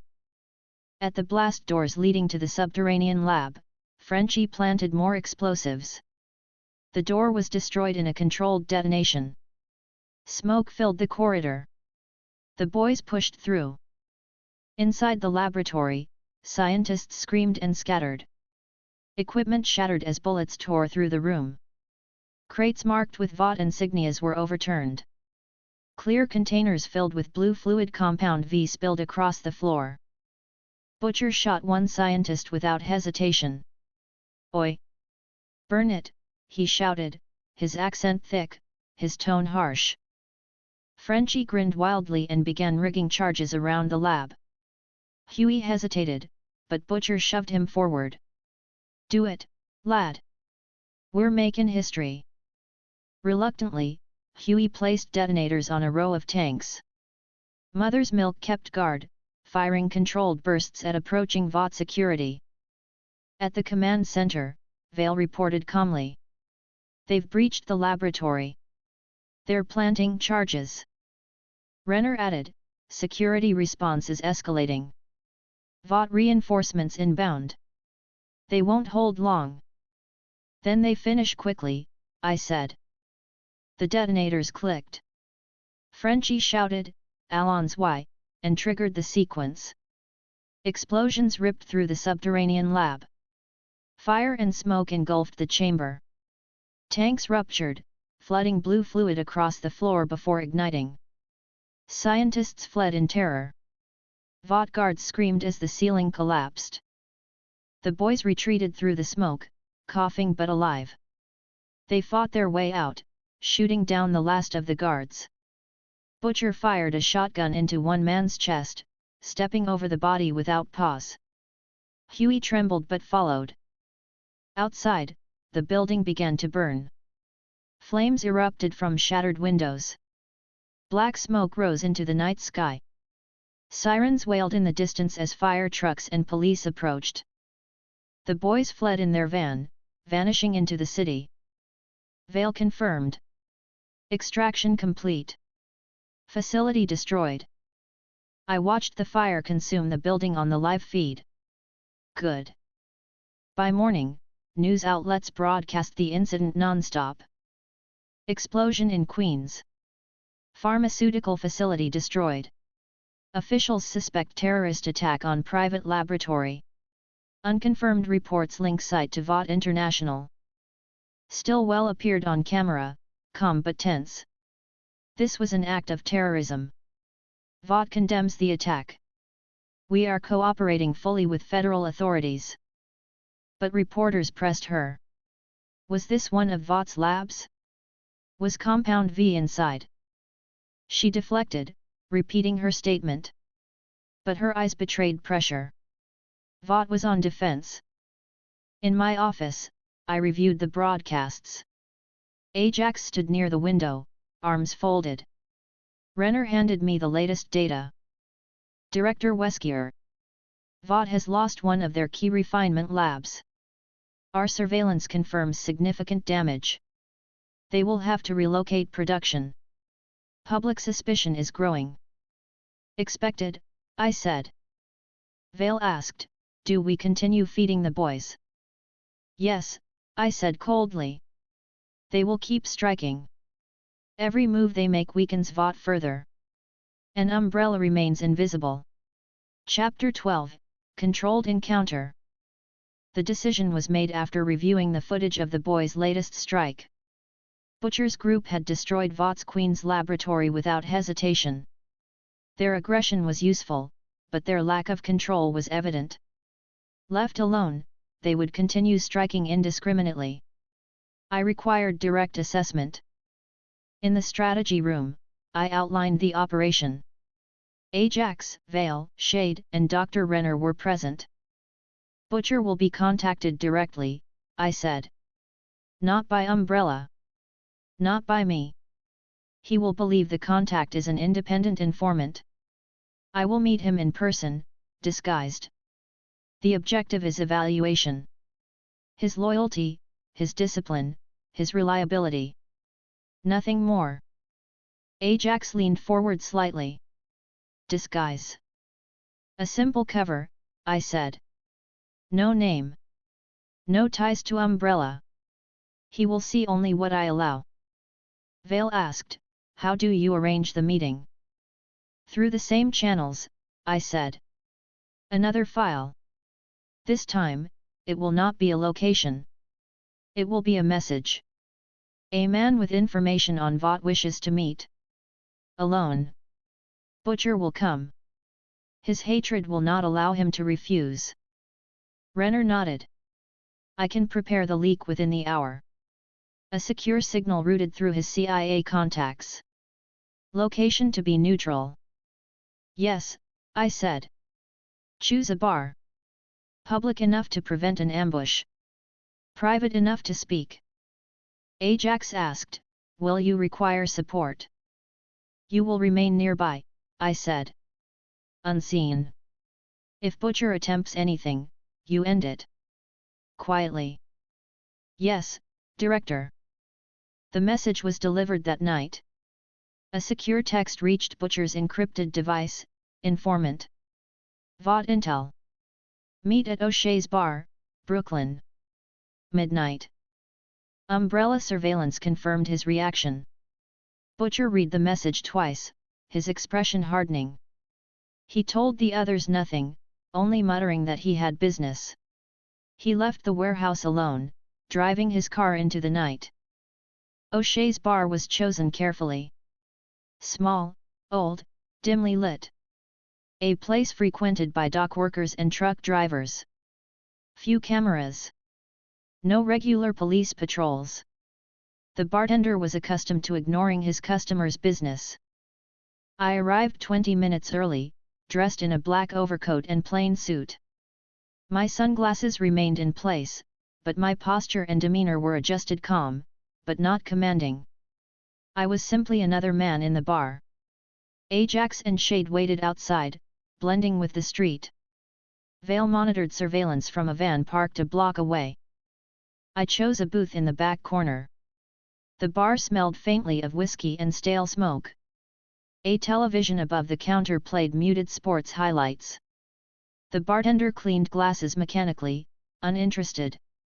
At 12 sharp, Butcher entered. He wore his usual coat, dark and long, his expression sharp, eyes scanning the room immediately. His walk carried aggression barely restrained. He ordered nothing, moving straight to the back where I sat. You're the one, he said. His voice was low, edged with suspicion. I looked up at him. Sit. He slid into the booth across from me, his glare unrelenting. All right, mate. You've got my attention. Now talk. I spoke evenly, my tone precise. You've been striking Vought facilities. Successfully. That has value. But you lack direction. Without guidance, you will waste your efforts. Butcher leaned forward, his lip curling into a half snarl. And what? You reckon you're the one to give me direction? Who the fuck are you? I didn't answer immediately. My silence was deliberate. Then I said, someone with access. Someone who wants to see Vought broken. Nothing more. He narrowed his eyes, studying me carefully. Sounds bloody convenient. Bloke with no name, sit in a bar, claimin' he's got it in for Vought. You'll have to do better than that. You don't need to know who I am, I said. My voice remained calm, flat. Only what I can give you. I slid a small envelope across the table. Inside were photographs Vought executives entering a hidden facility in New Jersey. Surveillance shots, dates, times. Butcher opened it, flipping through each image slowly. His grin spread, sharp and vicious. Now that's interestin'. I watched him carefully. Information like this will continue. Locations. Movements. Weak points. You use it as you see fit. I asked nothing in return. Butcher looked up sharply. Nothin'? Bullshit. Nobody hands out presents like this for free. So what's the catch, eh? What's your game? I leaned back slightly. The game is simple. You hate Vought. I want them weakened. Our goals align. That is all. Butcher stared at me for several long seconds. His suspicion was evident, but his greed was stronger. And what happens when your goals don't align with mine? Then we will not speak again, I said. The bartender walked past briefly, setting down 2 glasses of water without a word. Butcher ignored his. I left mine untouched. Butcher leaned back, smirking faintly. You talk like some cold bastard, I'll give you that. All right. You want me to hit Vought, I'll hit him. But I'm not your dog. You don't pull my leash. I don't need to, I said calmly. You will act on your own. I only make sure your aim is correct. Butcher chuckled quietly, shaking his head. Bloody hell. Mysterious bastard feedin' me targets. Fine. We'll see how it goes. But if you're lying to me, he leaned forward, his voice dropping lower. I'll find you. And I'll cut your throat. I met his glare without blinking. You won't. We sat in silence for several seconds, the sounds of the bar filling the space. Finally, Butcher pocketed the envelope and stood. All right then. I'll play your game, mate. Let's see how far this goes. He left without another word. Ajax entered the bar moments later, approaching my booth. Observation. Predictable, I said. His hatred consumes him. He will not question further. He will use the information. That is all that matters. Shade joined us quietly. He suspects nothing. He suspects everything, I corrected. But his anger blinds him. He will continue regardless. Vale's voice came through the comms. Surveillance confirms Butcher is returning to the warehouse. He is showing the photographs to the others. Good, I said. Back at the Umbrella headquarters, I reviewed the surveillance footage of the boys reacting to the photographs. Butcher spread them across a table, explaining the location. Frenchie was excited, his hands moving wildly as he theorized about infiltration. Mother's Milk was cautious, studying the details. Huey hesitated, his worry visible. Butcher silenced them with a sharp command. They'll hit it within days, Renner reported. Vought will be forced to respond. Their secrecy is already strained. Ajax looked to me. Do you intend to continue direct meetings? Only when necessary, I said. They must not know me. They must believe I am no more than an informant. That distance will keep them predictable. The system chimed in my head as Renner finalized the report. Mission complete, direct meeting with Butcher. No B points awarded.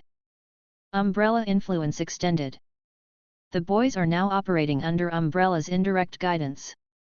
Unlocked, proxy control. Umbrella can continue to manipulate external groups as indirect assets without revealing itself. I sat at my desk, the dim glow of the city outside the window. The photographs of the New Jersey facility remained on the table beside me, one set in Butcher's hands, the other within Umbrella's archives. Chapter 13, The Confrontation. The morning after my meeting with Butcher, the air inside Umbrella headquarters was sharp with activity. Laboratories were active with new recruits undergoing trials, and the media division prepared controlled statements for upcoming broadcasts. But none of that mattered today. Today, I required a single man. Homelander. I called Ajax, Vale, and Dr. Renner into the strategy room. The digital wall displayed surveillance images of Homelander, his patrols across the city, his appearances at staged rescues, his frequent flights circling New York. "Bring him to me," I said. Ajax raised his head slightly. "Director, Homelander doesn't take meetings. He goes where he pleases. Even Stillwell doesn't fully control him." "That is irrelevant," I replied. My tone was steady. "He will come. You will ensure the request reaches him directly." Vale asked, "What message do we send?" "Tell him this," I said. "Albert Wesker requests a private audience. The subject is Vought." Dr. Renner frowned slightly. "That alone may provoke suspicion." "Good," I said. "Suspicion will bring him here." Ajax gave a short nod. "Understood." By afternoon, the message was delivered. Vale had intercepted one of Homelander's private communication lines, routed through Vought Tower. The delivery was deliberate, impossible to ignore. For several hours, there was no response. Homelander continued his patrols across Manhattan, stopping twice for staged appearances before news cameras. His smile was broad, his posture heroic. But surveillance drones tracked his eyes narrowing as he landed on rooftops, lingering longer than usual, clearly thinking. At 7 in the evening, Vale's console lit up. "Incoming signal," she reported. "Encrypted Vought frequency." The voice that came through was sharp, confident, filled with forced politeness. "Albert Wesker. You want to talk? Fine. I'll come by. But this better be worth my time." The line cut. Ajax looked at me. "He's coming here." "Prepare the top floor," I said calmly. "Clear all non-essential staff. Homelander prefers theatrics. Give him space to perform." "Yes, Director." The Umbrella headquarters was quiet when he arrived. Security guards lined the entrance but were ordered not to intervene.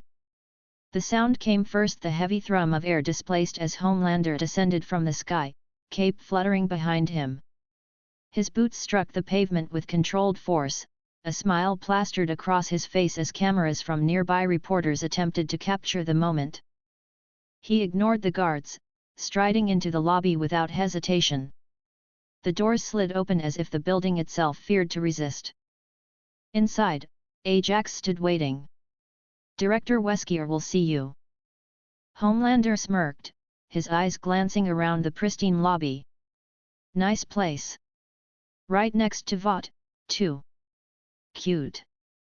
Ajax didn't respond. He led him to the private elevator. Homelander didn't wait for the doors to close, he simply hovered slightly off the ground, arms crossed, watching the walls as they ascended. The top floor had been cleared exactly as ordered. The office was large, its walls glass, overlooking Vought Tower across the street.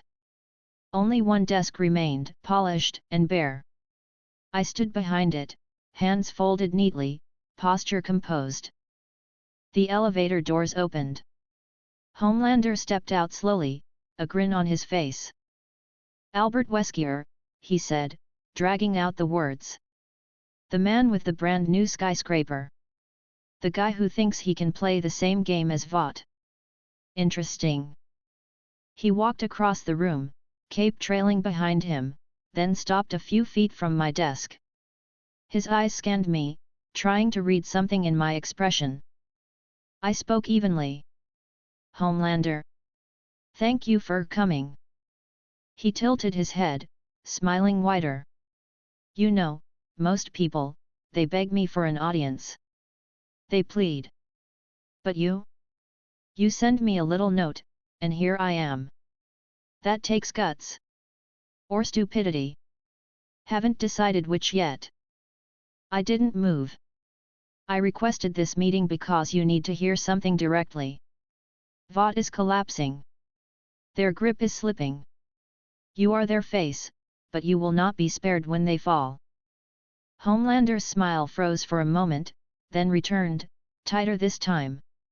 He chuckled lightly, stepping closer. Collapsing? That's funny.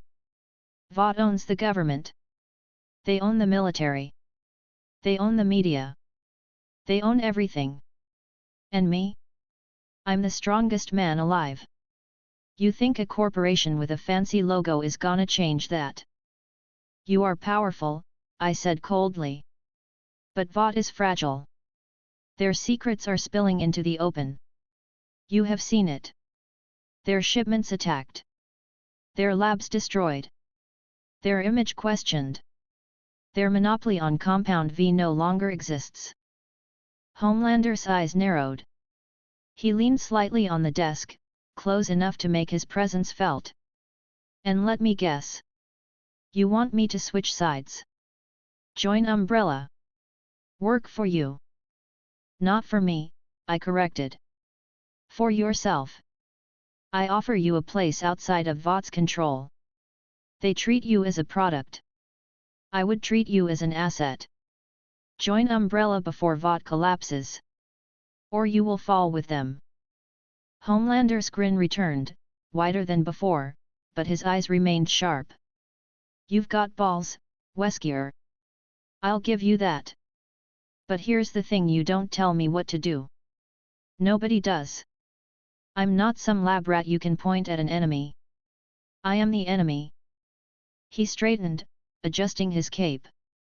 Vought might be a bunch of greedy little pencil pushers, but they know one thing, I'm untouchable. And you? You're just a man with soldiers in uniforms. Impressive little show, sure. But nothing compared to me. I met his gaze without blinking. Then you choose to go down with them. Homelander laughed softly, shaking his head. Go down? No, Wesker. Everyone else goes down. Not me. Not ever. He turned toward the window, looking out at Vought Tower. His reflection glared back at him from the glass. You've got ambition, I'll give you that. Build a skyscraper right next to Vought's. Gather your little army. Make your speeches. But at the end of the day, you're just another company. And companies don't win against me. He looked back at me, his grin sharp, almost playful. But hey, thanks for the invite. This was cute. Really. I'll be keeping an eye on you. Without waiting for a response, Homelander rose slightly off the ground. His boots hovered inches above the floor as he drifted toward the window. The glass slid open on its own mechanisms. With a final smirk, he launched into the night sky, a blur of cape and motion vanishing into the darkness. Ajax re-entered moments later, veil behind him. Director, Ajax said, he's gone. Yes, I said calmly. Veil asked, his response. As expected, I replied. Arrogance. Denial. He will not change until it is too late. Dr. Renner entered with a day top hat. Director, do you want continued surveillance on Homelander? His movements are erratic, but we can track them. Continue, I said. Every patrol. Every appearance. Every failure. Document everything. His weaknesses are not physical. They are in his behavior. Find them. Yes, Director. Ajax remained silent, then finally asked, do you intend to approach him again? No, I said flatly. He made his choice. That night, surveillance confirmed Homelander's agitation. He patrolled longer than usual, flying low over the city, glaring down at crowds that cheered him without hesitation. His smile was tight, forced. He returned to Vought Tower later than usual, meeting with Stillwell privately. Cameras could not capture the conversation, but her expression afterward was tense. From the Umbrella Command Center, Vale reported, "He's restless. He didn't like that meeting." "He doesn't like anything he can't control," I said. Renner added, "His denial of Vought's instability could be useful. If he remains loyal to them while they weaken, he will share in their decline." "Yes," I said simply. Chapter 14, Contract with Starlight. The morning began with reports. Umbrella's laboratories had processed another 5 recruits overnight. Security rotations were expanded to accommodate the growing roster. The Pentagon had sent confirmation of payment for the initial contracts. All details were logged and categorized. But my focus was elsewhere. "Annie January," I said in the strategy room. My tone was calm, steady. Renner looked up from his day top-hat. "Starlight. Member of the 7. Recently recruited. Power set, energy projection, durability, enhanced strength. Psychological profile indicates conflict with Vought leadership." Vale folded her arms. "She is naive. She still believes in what she calls justice. But she resents Vought's corruption. She is vulnerable." Ajax nodded slightly.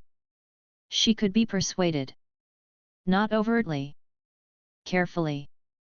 Shade, silent until now, spoke with his usual calm. "She is heavily monitored. Every movement is recorded by Vought. Any contact will trigger suspicion." "Yes," I said. "Which is why we approach carefully.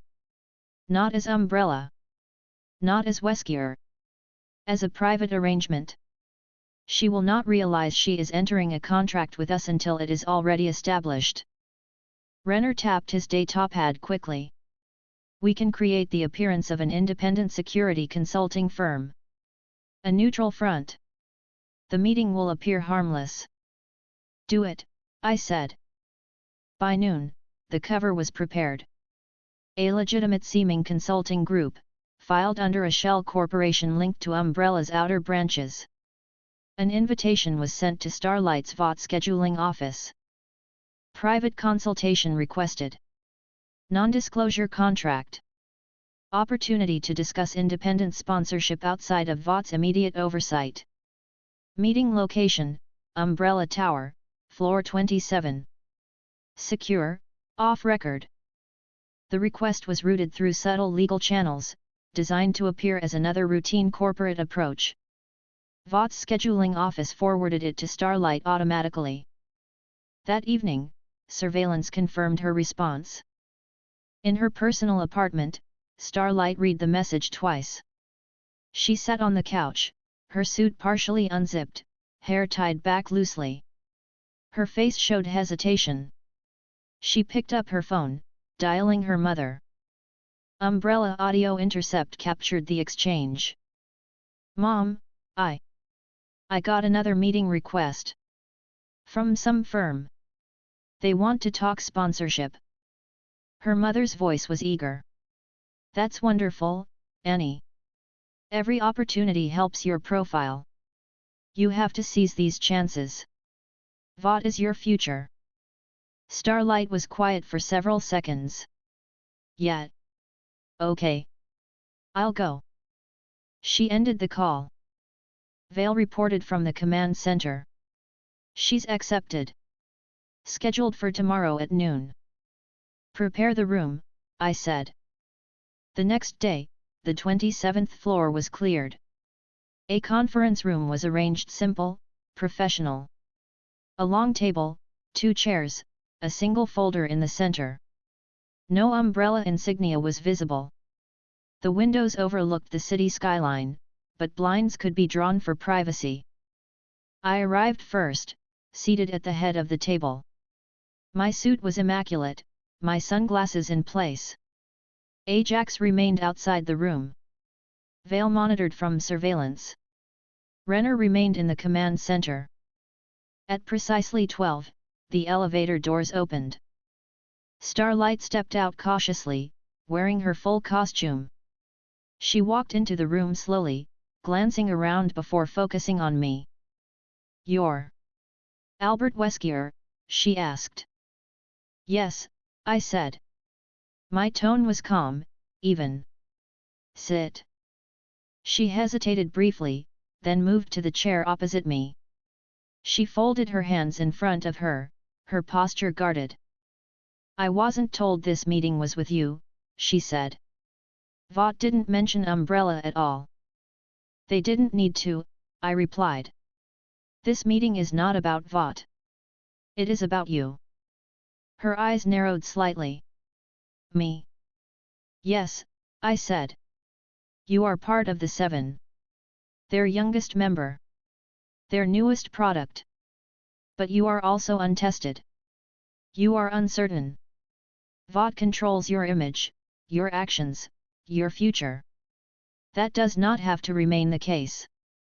She shifted in her seat. "You sound like you know a lot about me." "I know enough," I said. Starlight looked at me carefully. "So what exactly do you want? Are you offering me a job?" I leaned back slightly. "Not employment. A contract. Independent sponsorship. Quiet. Off record. You remain within the Seven. You remain Vought's face. But you also work with Umbrella. We provide resources, information, and security. In exchange, you provide influence when it is required." Her eyes widened slightly. "You want me to spy on Vought?" "No," I said flatly. "I want you to be more than their puppet. Whether you admit it or not, you already resent them. Their corruption. Their hypocrisy. They parade you in front of cameras, but you see what they are behind the curtain. I am giving you a choice. Remain their product, or contract with Umbrella quietly and maintain control of yourself." Starlight's expression hardened. "You don't know me." "I know enough," I repeated. She stood abruptly, moving toward the door. Ajax stepped into the hallway, blocking her path without a word. Starlight looked back at me, her voice sharp. "This feels like blackmail." "No," I said. My voice remained calm, steady. "This is opportunity. Blackmail requires leverage. I do not need leverage. Vought already has its claws in you. They will drag you down with them when they fall. I am giving you an exit. Quiet. Controlled. Beneficial." She hesitated, her hand on the door frame. "Why me?" "Because you still believe in something," I said coldly. "The others do not. Homelander is unstable. A-Train is reckless. The Deep is pathetic. Queen Maeve is broken. Black Noir is silent. You alone still try to act as if you are more than a commodity. That makes you useful." Starlight turned fully, staring at me. Her voice was low. "If Vought finds out?" "They won't," I said. "You will continue as you always have. But when I require information, or influence, you will provide it. In return, I will protect you from what Vought will eventually become." She stood in silence for several seconds. Her expression was conflicted. Finally, she stepped back to the table, sitting again slowly. "And if I say no?" "Then nothing changes," I said. "You remain Vought's product. Their mascot. And when they collapse, you collapse with them. I will not stop you." She looked down at the table, her fingers tightening around the edge. Her jaw clenched. "You talk like you already know how this ends." "I do," I said. Starlight exhaled slowly. "I can't give you an answer right now." "You don't need to," I said. I slid the folder across the table. Inside were simple documents, non-disclosure forms, sponsorship terms, and a direct contact line. Nothing linking back to Umbrella explicitly. Only corporate signatures from the shell front. Review it, I said. Decide quietly. No rush. But when you are ready, use the contact. We will be listening. Starlight stared at the folder for several seconds before finally picking it up. She tucked it under her arm. She stood again, this time unimpeded. Ajax moved aside, allowing her to leave. At the elevator, she looked back at me. Her voice was quieter, less certain. You're dangerous. I answered evenly. Yes. The elevator doors closed behind her. Ajax returned to the room. Response. Conflicted, I said. She will not refuse outright. Her conscience will not allow her to ignore the opportunity. It is only a matter of time. Vale's voice came through the comms. She's leaving the building now. She's nervous. She keeps looking at the folder. Good, I said. Dr. Renner entered with his day top hat. Director Wesker. If she accepts, she could provide direct insight into Vought's inner operations. Meetings. Schedules. Weaknesses. Yes, I said. That is the objective. Ajax asked, do you trust her? No, I said flatly. But trust is irrelevant. She will act as I need her to, whether she realizes it or not. Chapter 15, Starlight's Decision. 3 days passed after the meeting. Starlight had left Umbrella Tower with the folder tucked under her arm, but she had not contacted the number inside. Surveillance showed her returning to her apartment, setting the folder on her desk, and staring at it for long stretches of time. She opened it twice, scanning the non-disclosure forms, then closed it again without signing. Umbrella's command center tracked her movements closely. Vale oversaw the surveillance rotation, reporting each night. Director Wesker, she said during the first briefing, she hasn't spoken to anyone about the folder. She keeps it hidden from her mother. She hasn't told the 7. Her behavior shows hesitation. Continue observation, I said. On the second day, Starlight was summoned to Vought Tower. Surveillance drones observed her entering through the main lobby, reporters shouting her name as she smiled politely for cameras. Inside, she met with Stillwell and Ashley Barrett. The microphones didn't capture everything, but body language revealed enough. Stillwell gestured sternly, while Ashley took notes rapidly. Starlight kept her head lowered, nodding reluctantly. When she returned home that evening, she sat again at the desk. She opened the folder a third time. This time she read the documents carefully, her lips moving faintly as she read each line. Surveillance captured her sighing heavily, leaning back in her chair, and pressing her hands against her face. Vale's report came later. She's conflicted. Vought is pressing her harder. Their control is obvious. She's leaning toward accepting your offer. Continue observation, I repeated. On the third night, just after midnight, the decision was made. Umbrella's surveillance team captured Starlight picking up her phone. She entered the number listed in the folder and hesitated for almost a full minute before pressing call. The line rang once before the automated Umbrella system answered. A synthesized voice spoke clearly. Secure line established. Please identify. Starlight's voice was quiet, uncertain. Annie January. Starlight. The system responded, request noted. Hold for confirmation. Vale turned to me immediately in the command center. Director. She's calling. Transfer it, I said. The system rerouted the call directly to my office. I lifted the receiver. My voice was calm, steady. Starlight. There was silence for a moment. Then she spoke. I've read the documents. I don't know why I'm even doing this, but I'm listening. Good, I said. Then you have made your choice. Her voice was tense. I haven't signed anything yet. You don't need to, I replied. Your decision to call is your acceptance. The rest is formality. She exhaled shakily on the other end. You're asking me to go behind Vought's back. If they find out, they'll destroy me. They already are, I said flatly. They own your image, your actions, your future. You know this. That is why you called.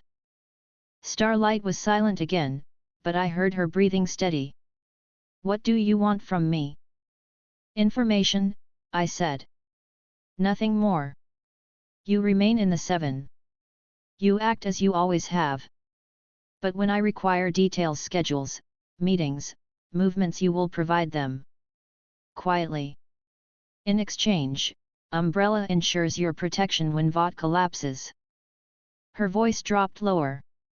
How do I know I can trust you? You don't, I said. But you trust Vought even less. Another silence. Then finally, all right. I'll do it. But this has to stay secret. It will, I said. Expect instructions soon. I ended the call. The next morning, I summoned Ajax, Vale, and Renner to the strategy room. She has agreed, I said. She is now under contract, though she does not fully understand it yet. Our first use of her will be minimal. Small requests. We build trust before asking for more. Ajax nodded once. What information first? Schedules, I said. The 7's internal movements. Meetings inside Vought Tower. Nothing sensitive enough to alarm her. Enough to test her loyalty. Renner typed into his datapad. I will prepare a secure channel. Instructions will be routed to her phone under the appearance of anonymous communications. Do it, I said. That evening, the first instruction was sent. A single message appeared on Starlight's private device.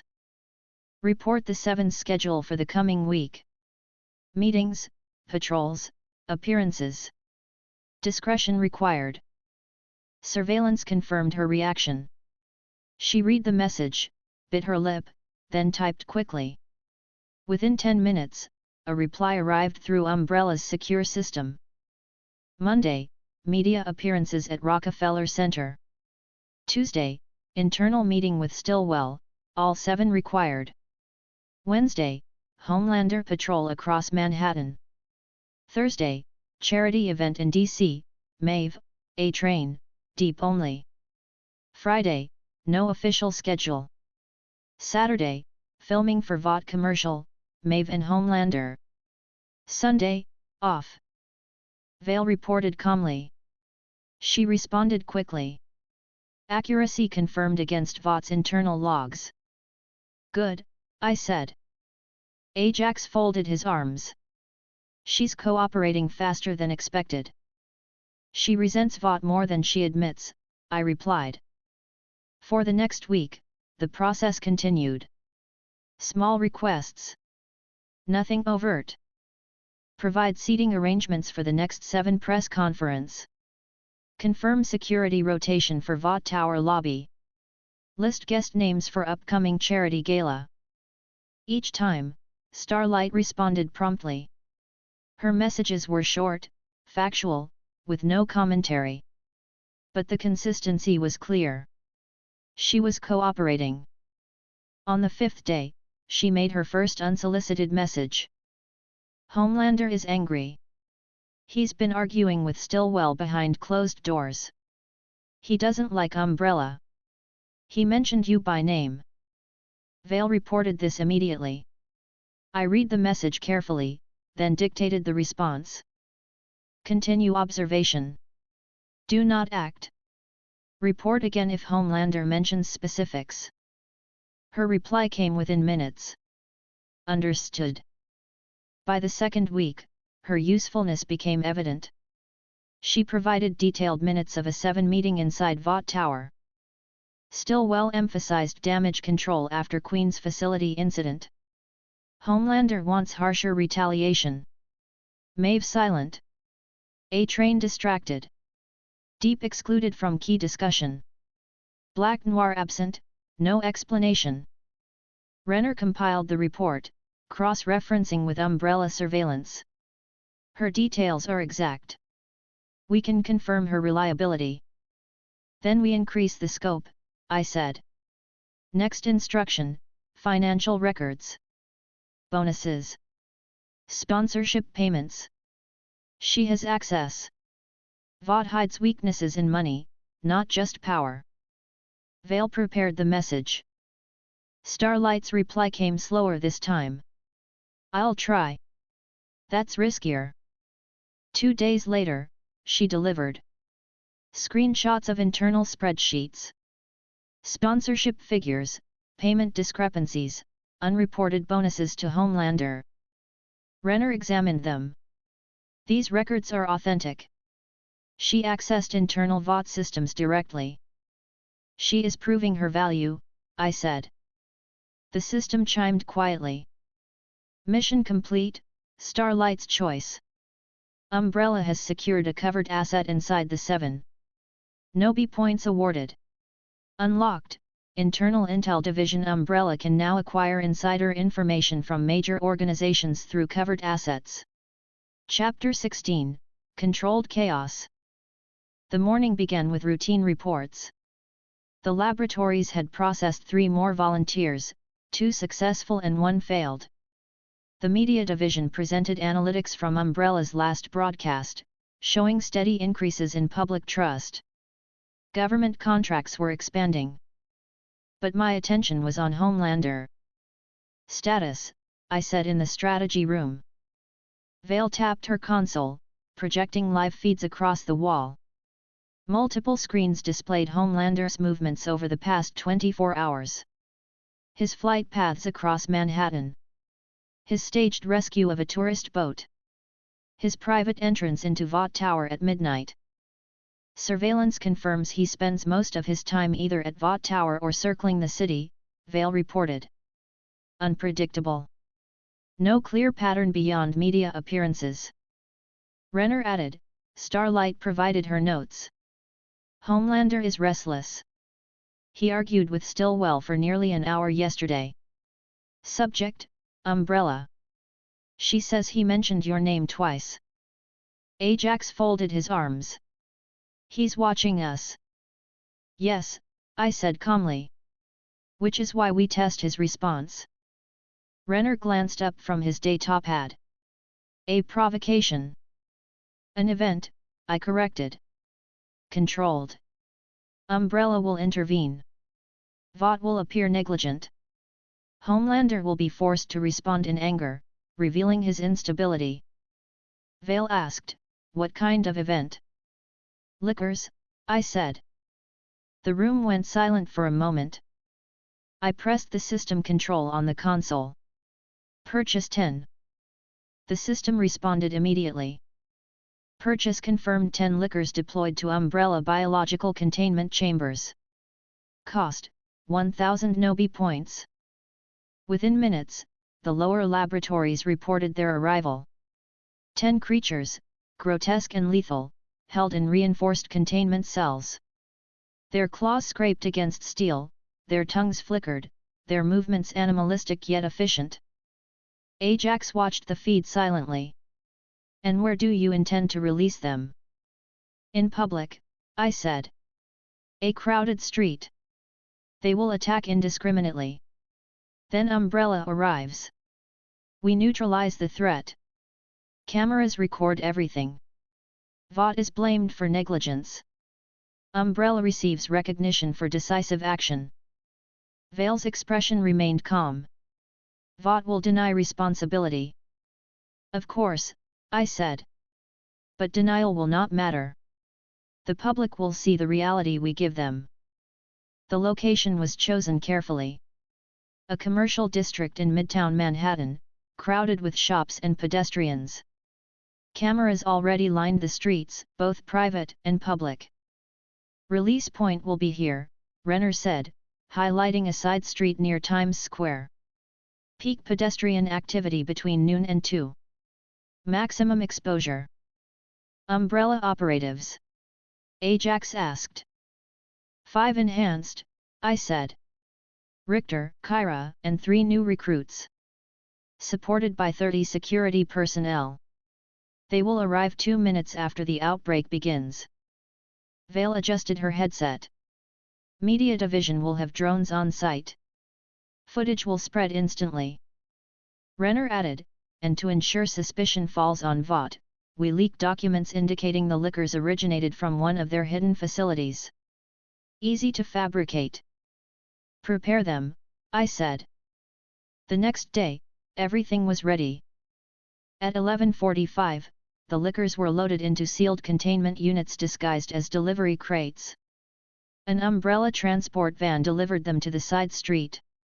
At precisely noon, the locks disengaged. The creatures spilled into the open. Screams erupted immediately as pedestrians scattered. One licker leapt onto a parked car, claws tearing through the roof. Another pounced onto a man fleeing down the sidewalk, its tongue wrapping around his leg and dragging him back. Glass shattered as 2 smashed into shop windows. Chaos spread instantly. News cameras picked up the incident within minutes. Reporters shouted into microphones, capturing the panic. Bystanders filmed on their phones, streaming the footage online. At Umbrella headquarters, Vale reported from the command center. "Liquors are active. Civilian casualties confirmed. Cameras recording. Media already transmitting live." Ajax stood at my side, waiting. I gave the order. "Deploy." Richter arrived first, dropping from a transport helicopter into the middle of the street. His fists struck the ground, shockwaves blasting outward and sending 2 liquors crashing into nearby walls. Kyra followed, sprinting into the chaos. A liquor slashed her arm open, but the wound sealed instantly as she twisted, snapping its neck with brutal precision. The 3 new recruits moved in coordinated formation. One, enhanced with dermal armor, shielded civilians as claws raked across his skin harmlessly. Another unleashed bursts of concussive force, knocking liquors back from the crowd. The third moved with speed, intercepting fleeing creatures before they could reach more victims. Umbrella security forces spread out, directing civilians to safety and forming a perimeter. Their uniforms and weapons were visible on every camera, marked clearly with Umbrella insignia. Within minutes, the liquors were neutralized. Corpses burned to ash in controlled detonations, leaving no trace of their origin. The media response was immediate. Reporters shouted into cameras. "Umbrella operatives saved dozens of civilians today in Midtown. Who unleashed these monsters?" Sources suggest a connection to Vought's laboratories. Homelander was absent during the crisis. It was Umbrella, not the 7, who protected the people. Back in the command center, Renner displayed headlines already appearing online. "It's spreading faster than expected. Vought is under pressure. Umbrella is trending globally." Vale adjusted her console. "Homelander hasn't moved. He's still at Vought Tower. He didn't respond to the incident." "Of course," I said. "He hesitated. That hesitation will cost him." Ajax spoke firmly. "And Vought? They will deny responsibility," I said. "And no one will believe them." That evening, Starlight contacted the secure Umbrella channel. Her message was simple. "Homelander is furious. He shouted at Stillwell for over an hour. He says Umbrella made him look weak. He blames her for not sending him to Midtown." Maeve avoided speaking. A-Train laughed about it. "The Deep wasn't invited. Homelander wants retaliation." I read the message silently before dictating the response. Continue observation. Do not interfere. Report again when he acts. Her reply came quickly. Understood. The system chimed. Mission complete, Homelander surveillance. Umbrella has provoked and exposed Homelander's hesitation. No B points awarded. Unlocked, public favor surge. Umbrella's reputation has surpassed Vought's in recent polling. Government interest doubled. Chapter 17, The Summons.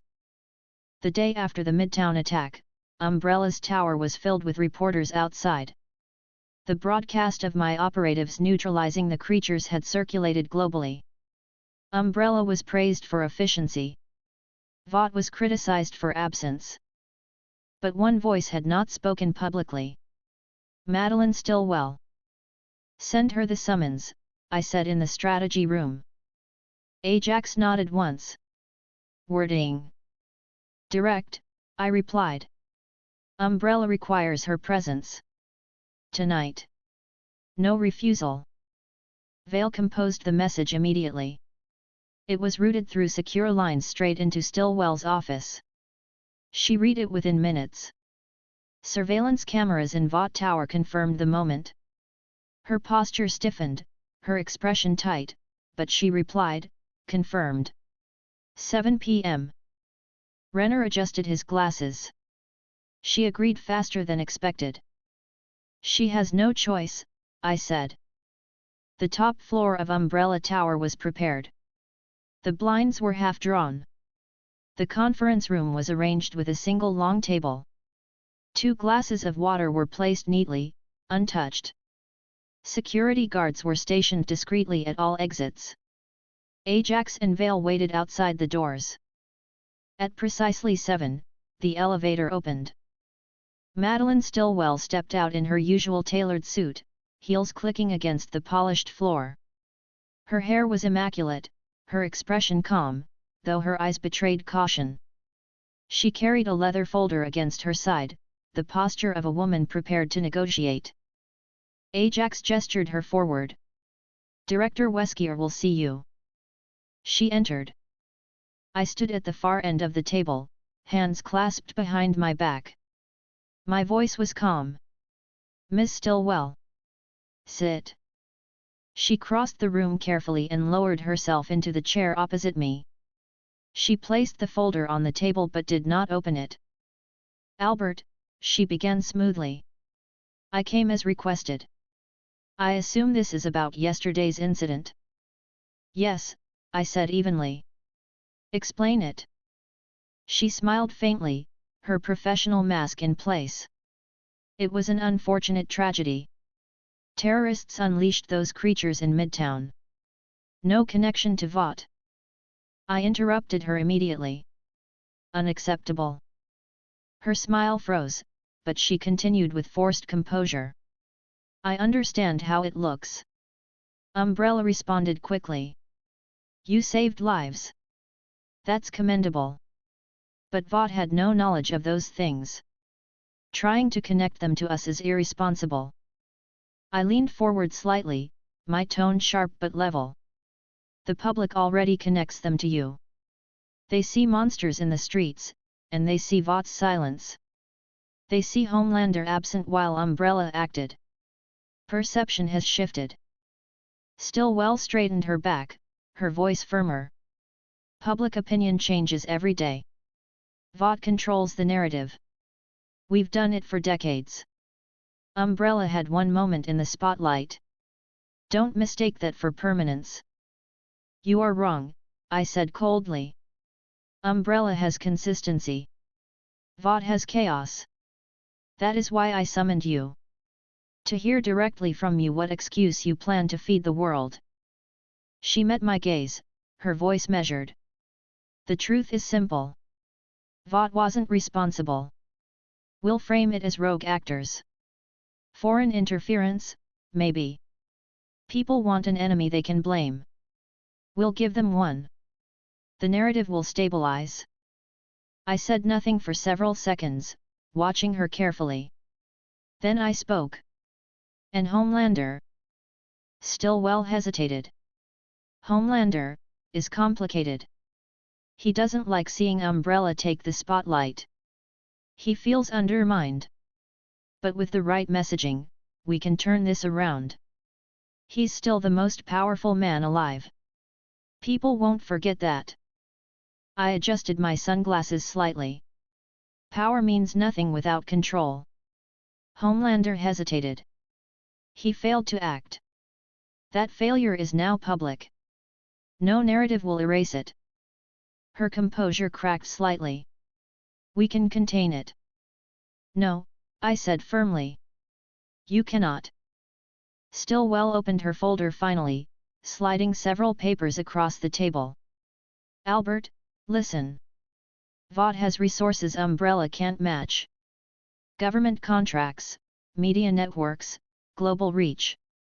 We don't need to fight each other. We can work together. A partnership. I did not touch the papers. You want Umbrella to become a subsidiary of Vought. Not a subsidiary, she said quickly. A partner. Equal standing. We divide markets, we share responsibilities. There's room for both of us. I shook my head slightly. No. Umbrella does not share. Stillwell's jaw tightened. Then you're declaring war on Vought. You declared it when you ignored Midtown, I replied. She exhaled sharply, gathering herself. You're ambitious, Albert. But you don't understand what you're up against. Vought owns politicians. Senators, generals, presidents. They don't move without us. You think you can replace that overnight? I already am, I said flatly. Your failures are my opportunities. Every mistake you make becomes my strength. You cannot stop that. For the first time, Stillwell's calm expression faltered. She leaned back, her voice quieter. You're dangerous. Yes, I said. She studied me for several seconds, then spoke carefully. Homelander doesn't like you. That makes you his target. And if he targets you, nothing will stop him. I answered evenly. Then I will stop him. Her eyes narrowed. That's not possible. It is inevitable, I said. Stillwell's lips pressed together tightly. She closed her folder, leaving the papers on the table. She stood slowly, adjusting her jacket. You're making a mistake, Albert. One you won't be able to walk away from. I remained seated, my tone unchanged.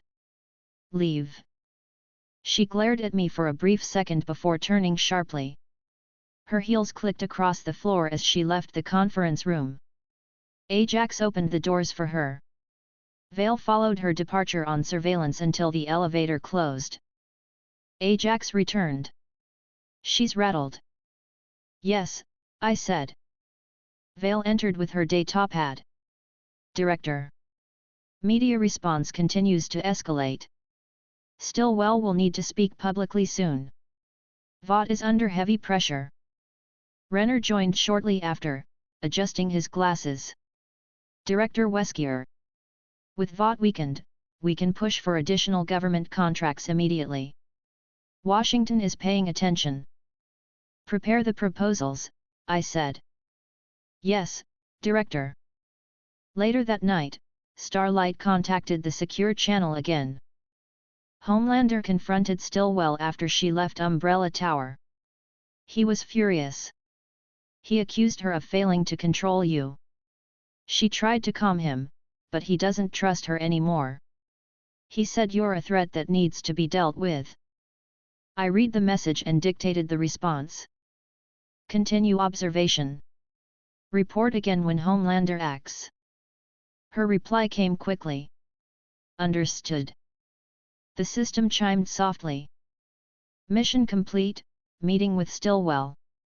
Vought's internal pressure has increased. Umbrella's influence expanded. No B points awarded. Unlocked, political leverage. Umbrella can now push for accelerated contracts through Washington contacts by exploiting Vought's failures. Chapter 18, weapons for a god. The day after Stillwell's visit, Umbrella's laboratories worked without pause.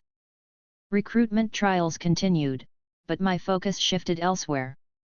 Homelander had left Umbrella Tower untouched, but Starlight's reports confirmed what surveillance already suggested. He considered me a threat. That required preparation. I summoned Dr. Renner, Ajax, and Vale into the strategy room. The wall displays showed images of Homelander, standing before cameras, flying across the city, glaring with that practiced smile. Homelander is unstable, I said. My tone was flat, direct. He is powerful. But power does not make him invincible. We will develop weapons calibrated to his weaknesses. Renner adjusted his glasses, day top hat in hand. Director Wesker, his durability is unmatched. Standard firearms are useless. Explosives ineffective. Even high-yield ordnance is unlikely to incapacitate him. That is why we design differently, I replied. Not destruction. Precision. Disruption. Neutralization. Ajax folded his arms. And if we fail? Failure is not permitted, I said calmly. Vale tapped her console, displaying data collected from Starlight and Umbrella surveillance. Homelander's body has resisted every known weapon. His skin is impenetrable by conventional rounds. Lasers and concussive force have shown no effect. However, his psychological profile indicates instability. Controlled technology can exploit hesitation. Renner nodded slowly. If we can combine biological research with targeted energy, we may find an opening. Homelander's cells adapt to resist most damage, but his heat rays require biological energy. Overload that, and he becomes unstable. Begin development, I ordered. The laboratories were divided into 3 teams. Team 1, Ballistics. Their task was to design rounds with penetrating capability beyond conventional metals. Umbrella's stores of tungsten, depleted uranium, and experimental alloys were tested. High-speed firing ranges echoed with repeated shots. Each round was measured for velocity, impact, and potential disruption. Team 2, Energy. Their focus was directed countermeasures. Devices calibrated to intercept Homelander's heat vision, absorb the energy, and redirect it. Prototypes of reflective polymers were tested against high-temperature lasers. Shields cracked, melted, then were refined further. Team 3, Biochemical. Their responsibility was contingency. Stimulants, toxins, or suppressants engineered to target enhanced physiology. Samples of compound V refined into inhibitors. Each formula tested against simulated cellular structures in containment tanks. I walked the laboratories personally that afternoon. In ballistics, a scientist demonstrated a new round. A heavy-caliber slug fired at a reinforced steel plate. The impact shattered the plate in half. Director Wesker, the scientist reported, this alloy is 30% more effective than depleted uranium. Still untested against superhuman tissue, but promising. Scale production, I said. Yes, Director. In energy, Renner oversaw testing of a reflective shield. A concentrated laser struck the surface, dispersing into harmless fragments of light. The shield glowed red but remained intact. Director Wesker, Renner said, if calibrated properly, this can absorb and redirect heat vision. We could potentially turn his own power against him. Continue refinement, I ordered. In biochemical, vials of blue and green liquid were labeled carefully. A scientist explained, Director Wesker, these compounds destabilize compound V at the cellular level. They are not lethal. But they suppress regeneration and energy output. Delivery through aerosol or injection is possible. Ensure precision, I said. Collateral suppression is unacceptable. Yes, Director. That evening, Ajax joined me in my office. Director. Even with weapons, Homelander will be difficult to contain. He's unpredictable. Which is why we design contingencies, I replied. We do not seek to kill him yet. We seek to neutralize him. Remove his advantage. Once stripped of power, he is nothing. Ajax nodded silently. Over the next week, the laboratories advanced quickly. Ballistics progress, specialized anti-soup rifles were completed. Each one designed to fire the experimental alloy rounds at hypersonic velocity. Tests on enhanced targets showed penetration deeper than any standard weapon. Energy progress, a prototype device was completed compact enough to be carried by a single operative. When activated, it emitted a field that refracted high-energy beams. In testing, simulated lasers were reflected harmlessly away. Biochemical progress, Formula C17, refined from compound V inhibitors, successfully suppressed enhanced abilities in animal trials. Strength, regeneration, and durability diminished within minutes of exposure. I observed the demonstrations personally. In ballistics, an operative fired the rifle at a reinforced umbrella target dummy infused with synthetic V-skin. The round pierced cleanly through, leaving a hole the size of a fist. Director, Renner said, this could penetrate even Homelander's durability. Acceptable, I replied. In energy, Vale activated the prototype device. A focused laser struck the shield field, dispersing into harmless beams across the walls. Renner explained, with calibration, this could nullify Homelander's heat vision entirely. Ensure it can be deployed quickly, I said. Yes, Director. In biochemical, a test subject enhanced with low-grade compound V was injected with Formula C17. Within 90 seconds, his abilities ceased. His strength collapsed. His body returned to baseline. Director, the scientist reported, this is stable. With controlled delivery, it can neutralize even the most powerful soups. Produce more, I ordered. Starlight contacted the secure channel that night. Homelander is frustrated. He keeps asking Stillwell why nobody has done anything about Umbrella. He suspects you're building something. He told Maeve that if you step out of line, he'll destroy you himself. I dictated the response. Continue observation.